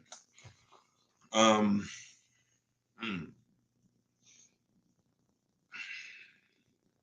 Y'all hear that question? Erica purchased a used vehicle. 2 weeks later, they call, asked to bring the car back because the previous owner wanted it back. So it's less about your transaction, and it's more about if the transaction with the original owner was legally closed. If they left the transaction open, now if I'm you, do you have your paperwork? You have all your loan? And here's the most important thing. Has the loan been funded? Is there a new loan attached to that vehicle under your name? Are they in the process of registering that vehicle under your name? Now, here's where you could be dealing with the crap that the 80% of dealers who are scumbags. This is what they do sometimes. They'll take a car from a customer. They're waiting for the title. They technically don't have the legal right. They have the legal right to sell the car, but there's a loophole there probably because they haven't gotten the title from the owner. And if the owner comes in and says, you know what, I changed my mind, and the owner's holding the title. But what I would do if I'm you, somebody got to call me. I want to look at your paperwork. If you have a loan, Erica, whatever bank you're going through, I would call them, and I would call if the bank knows you and they've established an account number for you, and they're like, yes, Miss Maxwell, we know you, then I'm holding on to the car until somebody comes and pries it from my hands because I have a legal right to this car. There's a loan under my name. You have my money. You have started this process. If none of that's in place, then and it sounds like, it sounds like you dealt with a scumbag dealership, but that's what I would do. I'm not just giving up the car because you said, oh, the owner wants it back. The old owner wants it. That's not my problem. You made a deal with me. I have paperwork that is binding. And, you work that out with the owner because that happens sometimes. Dealers do some crappy stuff, or dealers don't cross their T's, dot their I's, and then and then the owner comes in, the original owner who traded the car. That ain't got nothing to do with who you sold that car to. That car is on the road and there's a loan attached to it, or there's been cash paid for it. Now I'm holding on to this car until you legally show me that I need to release this car. And I might call a lawyer and see, can I get some damages out of this? Like, this is just, God, the 80%, we got to put them out of business. And the only way you get these wolves out of business, y'all, is you got to starve them. I'm telling you, the more people that shop online, when you learn how to shop online the right way, people like this won't be able to exist. But because most people are still going in the old way shopping, giving them a chance to do this, keep me posted, Erica. It sounds like it's a terrible situation, but please keep me posted on that. Go ahead, shoot the next one in, Dolan. This one's from TikTok. What's the best practice for buying a car after bankruptcy? If the bankruptcy's been discharged, start rebuilding your credit. I've seen people who went through a bankruptcy. Once it was discharged, they started building credit immediately, and they were up to a 700 score in a year. So, it's the key is not to come out of bankruptcy and start buying stuff. The key is come out of bankruptcy and start rebuilding your credit, because if you can do it relatively quickly. Everyone should be following Shonda Martin. Some of you may know her. She's all over all these platforms. She does what I do, but she does it for credit. She'll do lives. The girl is brilliant, and I tell everybody about her. But that's the whole thing. You should be rebuilding your credit. You can do it quick. Get yourself up to a high 600-700 score, and then go and get a car. That's what I do. Go ahead, Dolan. Shoot the next one in. It's another one from TikTok. How do you feel about buying a car with a credit card? I don't. Credit cards are 20-something% interest. I don't carry a balance on my credit cards. Shonda doesn't recommend carrying a balance on her credit cards because the interest is exorbitant, and we would never buy a car with a credit card under any circumstances. Instagram. How do I keep my credit score from taking a hit each time I shop for a vehicle? Okay, good question. Let's go into detail on something I call the bank bidding war. Okay, this is something that I'm sure, unless you guys have been on here before, you've probably never heard. So you heard me say everything is a bid, right? So the same way we make dealers bid for who wins our business, who's going to sell us a car, same way we make the companies bid on who's going to buy our car, that's the same way we make banks and credit unions bid. 1 point on an interest rate on a $30,000 loan could be $1,000. So we're looking, so we take interest, we take shopping for car loans as serious as we take getting bids for the new car. There's thousands of dollars in loans. Remember what I said about 15 minutes ago? There's people who just want to give you a loan. That should tell you there's a lot of money in loans. They don't sell cars. So if there's a lot of money in loans, you're going to see this isn't about relationships. You're either going to be a relationship person or a money person. If you want to be a relationship person, type R. That's going to cost you money in what I'm telling you. If you want to be a money person, if you want to save all the money that you should be saving, type M. That's going to come at an expense of relationships because your bank is not your friend. They're in the business of making money. All right, I see you, Jennifer. I see. All right, a lot of people typing M's. Listen, if you used to go to dinner with your car salesman, invite him to the barbecues, that's going to change when you start getting bids. Unless he just wants to compete. If he's willing to compete, then it won't change. But going back to what Cindy's asking, how do I keep my credit score from taking a hit? So there's a way you do this bank bidding war. There's 3 rounds to it. 3 rounds to it. The first thing we're going to do is check to see are there any special interest rates for the car we're shopping for. Because if the bank is offering you 0%, 0.99%, this will only come from the company that makes the car. This won't come from a bank or a credit union. When you see 0%, 0.99%, it's like a finance rebate. It's like they're incentivizing you to finance, giving you very cheap or free money to use. No bank can compete with that. So the first thing you're doing, whether you're shopping for a new car, used car, is checking there. That's round 1 of the bank bidding war. Because if you do see that, there's no other reason to let anyone run your credit. That's what I'm getting. I'm going to get the 0%. I'm going to get the 1.99. Now, if that doesn't exist, now what we're doing is we're shopping for our car and we're going to lock up our car, get our offers. No one needs your credit. When you're getting offers the right way, no one needs your credit to give you an offer. That's a lie. Deshone, they told me they did. They lied to you. What I tell you about the 80%? The 80% lie. Straight face. Look you in the eye. So we're going to get our offers. Once we find the best offer in the market, we reserve the car. We take that buyer's order. We come home. And now we're going to let tons of people run our credit. Isn't that going to make it go down? Here's how the bank bidding war works. And you can Google this. The credit bureaus allow you to have multiple people run your credit within a finite period of time. Experian has an article on this. They say between 14 and 45 days. If you're letting all these people run your credit within this period of time, what it looks like to the credit bureaus is you're rate shopping. You're rate shopping. They're not going to penalize you for rate shopping. They will penalize you from going to dealer, letting this dealer run your credit, letting this, oh, I'm trying to buy this Chevrolet. Oh, let run my credit. And then here I'm at a Nissan dealer. Okay, I'll take the Nissan Altima, letting them run your credit. You'll be penalized for that. That is not what I'm telling you to do. I'm telling you don't do that. So when you get your car, you're bringing that home and you're going to call your bank.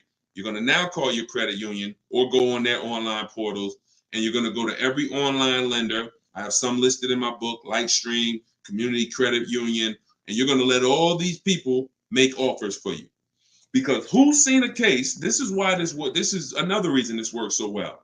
Who's tried to reach out to their bank or their credit union to get a rate and they say you have to have a car first? Who's had that happen? You're trying to get a rate and they say, well, we can't get your rate. We need you to give us the details of the car first.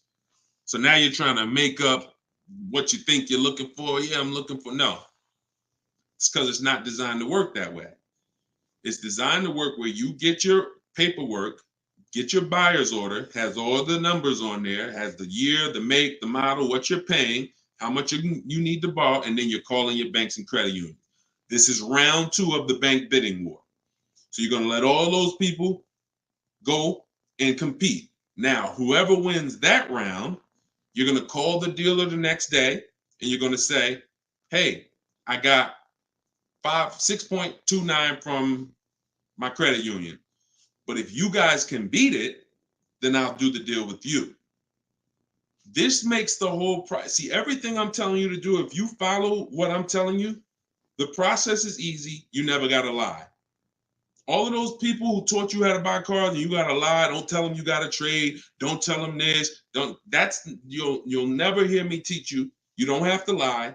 And the dealers will enjoy working with you to 20% because you're now giving them an opportunity. And it's very different, y'all. When you got a car, when you have a finance manager who's trying to beat the rate you got, here's the difference. And we'll get ready to queue up the next question, Dolan, not yet. Here's the difference. When you don't have a finance manager trying to bid and beat what you have, they're going to their banks and they're asking the salesperson, what's the most you think they'll pay? What's the highest rate you think they'll pay? All right, quote them at this, and then let's see if we can negotiate on the rate. That's what it is when you don't have an offer. But when you give them that, when you found your car, locked it up, and then you call the salesman or you call the finance manager and say, hey, I got 6.29 if you can beat it. Now here's what they're doing. They're reaching out to all their 10, 15 banks and saying, let me see if I can beat this rate. Very different. And only one or two things are going to happen. They're either going to call you and say, hey, look, I tried my hardest. I can't beat the rate. Thanks for the opportunity, but you got a great rate. In which case you have something that we want, which is who knows what we want. When it starts with a P, this is when we guarantee we paid low, the best price for everything. Who remembers? Well, I can't say who remembers because we get new people on this broadcast every day. I swear. All right. Price assurance. So when y'all hear me say price assurance, what that means is you don't drive off anymore hoping you got a good price. Talking to your spouse, hey, you think we could have did better? You think this interest rate was too high? Could we have got a better interest rate? No. Price assurance means you guarantee you couldn't have paid a lower price for the car. Nobody could have paid because you got bids. Nobody could have gave me a lower interest rate because I got bids. Nobody could have gave me more for my old car because I got bids. That's the only way we get price assurance. And all of this is done while you sit at home. So this is in my book, Car Shopping for People That Hate Car Shopping, 7 Steps to Saving Time, Money, and Avoiding Dealerships. If you want everything I teach in one spot, it's there. You can get your copy for 75% off. It's normally $97. And you can go to my TikTok bio. It'll be in your inbox in literally 5 minutes. The reason it's a digital book too is because things change. Vroom just went out of business a couple months ago. They used to be one of the people who competed for our business. If you guys had, your book and you had bought it and then it was a print book, because some people say, Deshone, is it in print? This is the reason, one of the reasons why it's not. If Vroom is in that print book, what happens? Now I got to jump on live and say, hey guys, volume 2 of my book is out because things have changed. Get your volume 2. I don't want to do that. You get this one time, and then I update it when Vroom went out of business. I updated the master file. Everybody who opened their book, no matter what, it was relevant. And that's one of the biggest reasons why it's a digital book. So you can grab your copy for 75% off, but you got 30 minutes. Once the timer is 0, it goes back up to 97. In my Instagram bio, in my TikTok bio, or you guys can, I'll put the link right here for you guys on YouTube and Facebook. You can go to deshonesbook.com. Oh, wait, I put the wrong one. I put it in my bio here. All right, Dolan, you can queue up the next question. Keep typing your questions, y'all. We got some more time. We're going to try to get through as many as possible. And we're pulling them from all platforms. We're on Instagram, we're on TikTok, we're on Facebook, and we're on YouTube. So we're pulling questions from all platforms. This one's from TikTok. Can you use the equity in your lease towards the purchase of a used vehicle? Most certainly, Eddie, the equity is yours. Once you identify your equity and you know how you're going to get it, who you're selling to, you can either put that money in your bank account or you can use that as a portion of you can use that towards your next car deal. That's your money. Your money. Go ahead. Next one. This is another one from TikTok. I need a bit of advice. My son totaled his car. It was a loan Honda. Should I lease or buy this time around? I'm looking into maybe lease an electric vehicle, but I never have leased a vehicle. Okay. It's a very good question. Should I lease or buy? Let me show you. Some of you, let me show you this. Let me ask a very important question. In my book, this is called Step One. Whenever you hear me say the most important question, this is what I mean. It's the first thing you do. When you want to buy a car, when you like, hey, I'm thinking about a car, this is the first question you ask yourself, and it's the most important question. How many years are you keeping the next car? Come on in, and everybody type your comments. Keep that question up, Dolan. Everyone who's car shopping and who will be soon, how many years are you keeping the next car? Lula, if you just jumped on, I don't come to dealerships because we shop online. So there's no way for me to come to a dealership with you. If you stick around, you'll learn how we shop. There's no reason for you to need somebody with you when you're in your house making car deals. Everybody answer. Everyone who shop, I want you to actually think about this. How many years are you keeping in that car? We're answering that question, Rob. Just tap into the broadcast and what I'm answering before you, because we're literally answering the question someone just asked, should you lease or buy? And the more you stay on the broadcast, because many of you are in the same situation, the more you're going to see someone's going to ask the same question as you. So just listen, and then, most times your question's going to be answered. All right. If it's electric, 3 years. Buying all cash. How many years are you keeping the next car? I got to just pay attention to the people that are listening. I'm sorry. All right. Hyla, I see 3 to 4. Vivian, I see 3 years. All right. 6 years. Okay. 3. Okay. 8 years. Okay. So the first question you're asking yourself, should I lease or buy? You're going to replace that question with how many years am I keeping the car? Now, if the answer is 8 or more, then you should buy. I'm going to tell you why. This has nothing to do with how you're paying for the car.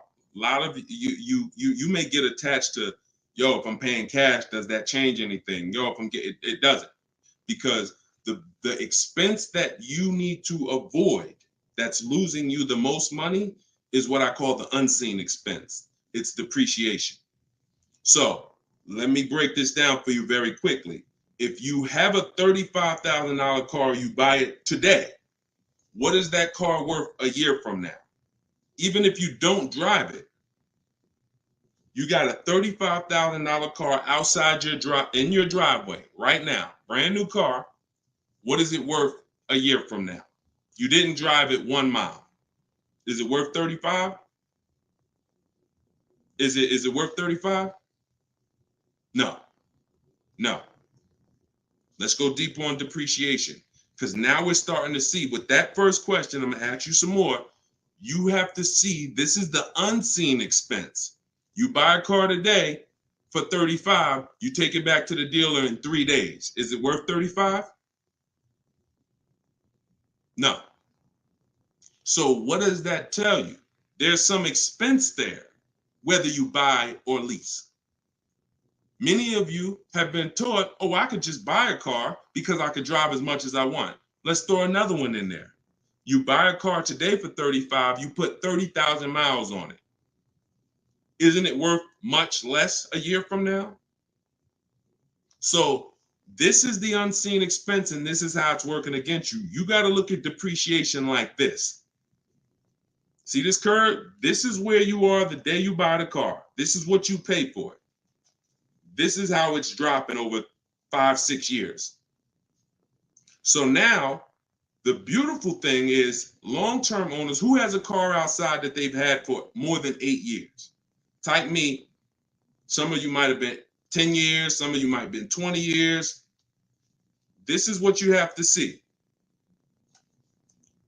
If you're getting rid of your cars anywhere in this 6-7 year mark, you're losing money.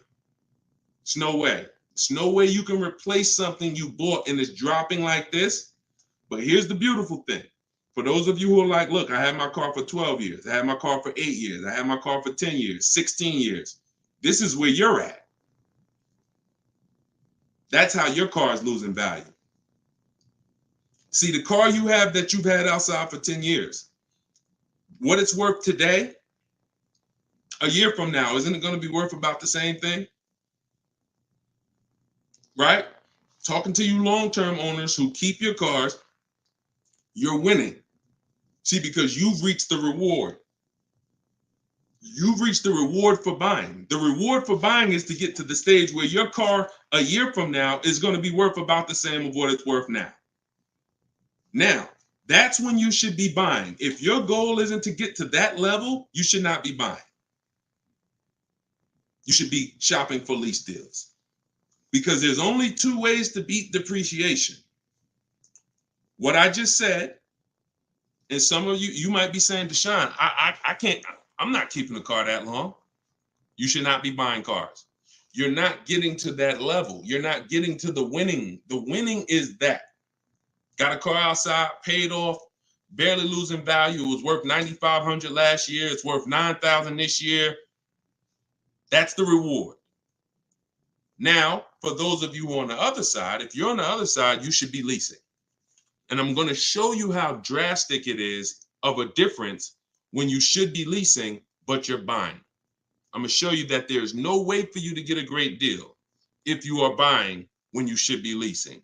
Look at somebody like, let's pull up, we talked about Danielle earlier. Look at Tope. Tope got a BMW, $54,000 vehicle. Now, some of you know, every $5,000 on the price of a car is how much per month? Every $5,000 on the price of a car is how much per month? It's not 7 years, so it's always 8 years. See, in my book, it's something called the 8-year rule. If you're not keeping your car 8 years, you should not be buying. Okay, good. I see a lot of you are tapped in. Every $5,000 is $100 a month. So when you're looking at a $50,000 car, you should be thinking that's $1,000 a month payment. What about the down payment? Forget about the down payments. Down payments have nothing to do with the deal. We are just talking about boundaries. When we look at a $50,000 car, $1,000 a month, 5-year loan. $20,000 car, $400 a month, 5-year loan. Every $5,000 is about $100 a month. Now let's look at Tope's deal. Tope got a $54,000 BMW. She's paying $756 a month. I'm going to prove to you right now that if you should be leasing because you're a short-term person, you are not keeping your next car 8 years. You're not keeping your previous cars 8 years, yet you bought them. I'm going to show you how much money you've lost listening to people that told you shouldn't be leasing. And we're going to correct that. So Tope got a deal, shopping multiple offers the way I teach. She got multiple offers. She got $690 a month. That's a 1.26% lease. $690 on a $54,000 vehicle. So let's say we're going to break down real quick 3 different ways to get this vehicle right here that she got. One is the way she got it, leasing, because she's a short-term person. Now let's say somebody says, Deshone, I'm going to buy that car. That person buys that car. Let's say they get an incredible price and they save $10,000 off a brand new BMW. Okay? I want to show you that even with extreme cases of big money, I could teach you how to get the best price on the car, but it's not going to change. If your deal is on the wrong foundation, you can't get a great deal. So let's say somebody walks in right after Tope. They look at her car, they see her driving off, and they're like, man, I want that same car. All right. And they end up saving 10 grand. So they buy it for $45,000. Taxes, fees, probably put them up around 48. Every $5,000 we said is $100 a month. $48,000, that's a $950 payment, y'all. 5-year loan. No money down, because Tope put no money down. So we're comparing putting no money into these deals. When you start putting no money into the deals and looking at them, you're going to clearly understand them. Sometimes people use down payment money to confuse you. $690 a month she's paying, they're driving off paying $950. No way. Now a third person comes in. Man, I see those 2 people just drove off. You got that car used though? Can I get a used one? I don't want to buy a new one. I don't want to get a new one. I know that's going to be expensive. What do you think a brand new vehicle that was $54,000 brand new? What's a good price of that vehicle used, y'all? What's a good price used?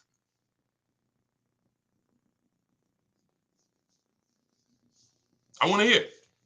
Somebody throw something out. 40? Okay.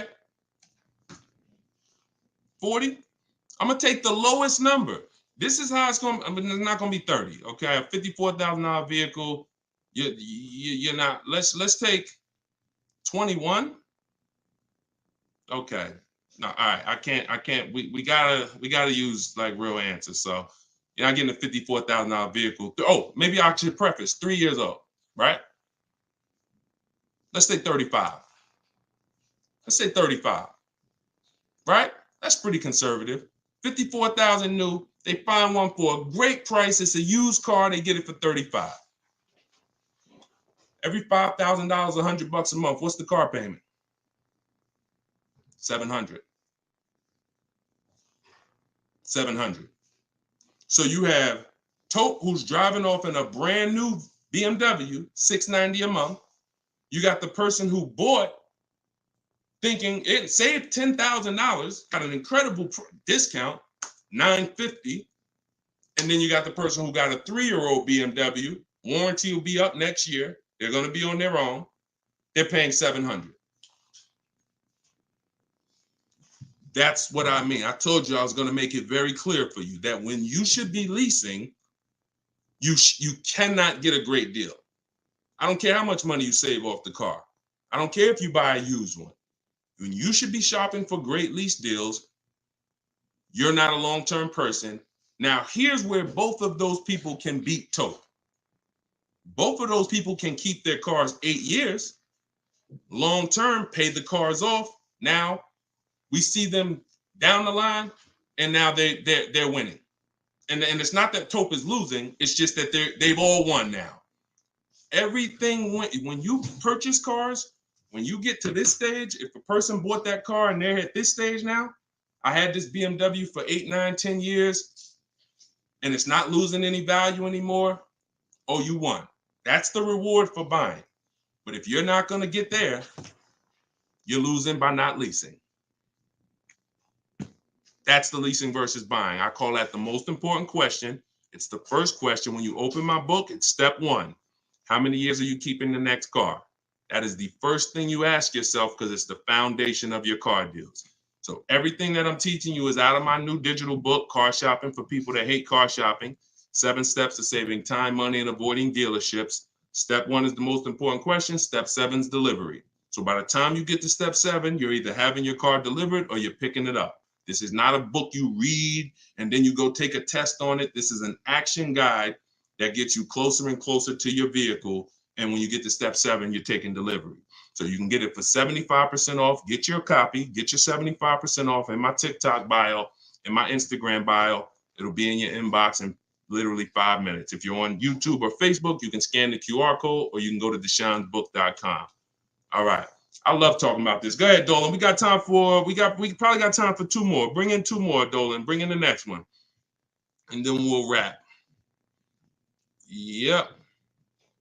I drive too much to lease. See, hold on. Before you say that, you got to be very careful making statements. And I'm going to be honest with you, y'all. I will put what I teach and I put my people who learn from me against anybody shopping for cars. Because once you get this and once you get how to shop, you'll be able to do this in 60 minutes. You'll be able to get great car deals in 60 minutes. But in order for you to win, the best thing for you to do is ask questions here, not make statements. All right. This one's from TikTok. Can you use the equity in your lease toward the purchase? Oh, yeah, we got that one already, Dolan. We did that one. Shoot the next one up. This one's from Instagram. How do you compare car prices if the model has different options and packages?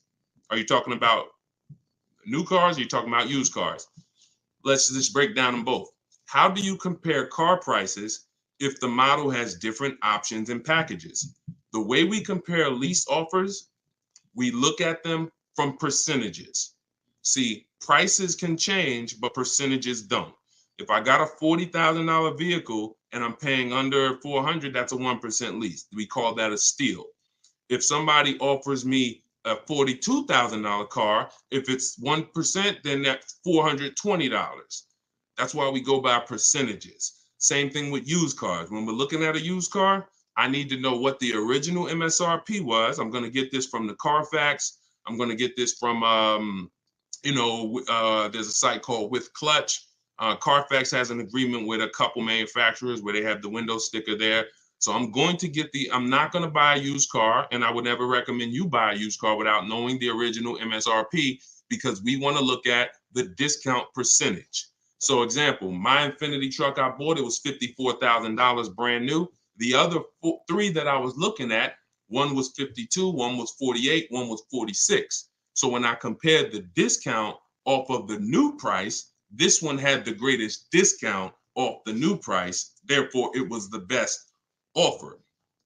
And that doesn't matter that it had more options than everything. It also had a greater discount percentage-wise. That's how we compare, no matter what prices are being thrown at us. When you learn to look at things percentage, and I have calculators in my book. I have ways that we make offers. I have calculators that I've invented, online calculators where we plug in all our offers, and then it spits out the counter offers that we should be making. All of that is in there. Like there's more stuff in the book than I could ever describe on this one live stream. All right, go ahead. Cue up the last one. Pick a good one. TikTok. Listen to him. He got me a check for $4K for my lease car. I said pick a good one. You picked a good one. Listen, a lot of people, and I'm glad, congratulations on that. A lot of people didn't even know you could sell leases. If you didn't know you could sell a lease, type a question mark. Be honest. If we're honest here, this is how you're going to win. Because at some point, this person right here who just said I got $4K selling my lease, at some point, they didn't know you could sell a lease. But once they discovered it, they're like, okay, I'm going to tap in. I'm going to follow what he says. And that part of their transaction's 4,000 richer. Forget what they bought. Forget how much they got off the car. Just that part is 4K. So all of you who said I didn't know you could sell a lease, think of how much money you have left on the table returning leases to dealerships without doing an equity assessment. So we must do it. So I'm very big on getting this information out. Y'all can get it any way you want. You can go through all my social media videos. As you can see, those videos are made for different types of people. Some of you are high mileage drivers. Some of you are, going to be leasing. Some of you have negative equity. Some of you are going to be purchasing new. Some of you are going to be purchasing used. Some of you are going to be paying cash. So you can go through the social media videos and piece the ones together that's for you. You can also hop on these live streams, piece the information together for you, or you can go and grab your copy of my new book, Car Shopping for People That Hate Car Shopping, 7 Steps to Saving Time, Money, and Avoiding Dealerships, and you can just have the whole playbook. And the playbook is in there for everything. So if you're leasing now, it's in there. If you're going to be getting your spouse a car, it's in there. I can't tell you how much the book is going to make you. You'll tell me. Maybe 10, 15, 20 years, you'll tell me, this book, Deshone, this book has saved me $20,000. Because the more cars you get, the more your money you're going to save, even if you're going to get one. But I just want you to have the information, get it how you want it. You can get 75% off your copy as part of our book launch in my TikTok bio. Click that link, and then same thing on Instagram. Click that link and then click the button that says get 75% off my new book. But it's only for 30 minutes. After 30 minutes, price goes back up to $97. $24 is better than $97. So, and I'll put the link one more time for you guys on YouTube and Facebook. You can click this link here that says Deshone's book. I just posted it. Or you can scan the QR code. If you might be watching us on a television, you can just scan the QR code with your phone, grab your 75%. So this is what we do. Whenever you see me live, I'd encourage you to invite a friend, tell somebody. If you see a coworker and they're like, man, I got to buy a car soon, invite them to one of our streams, because we get very, very detailed about showing you all the money in your car deals and making sure you know what you're doing.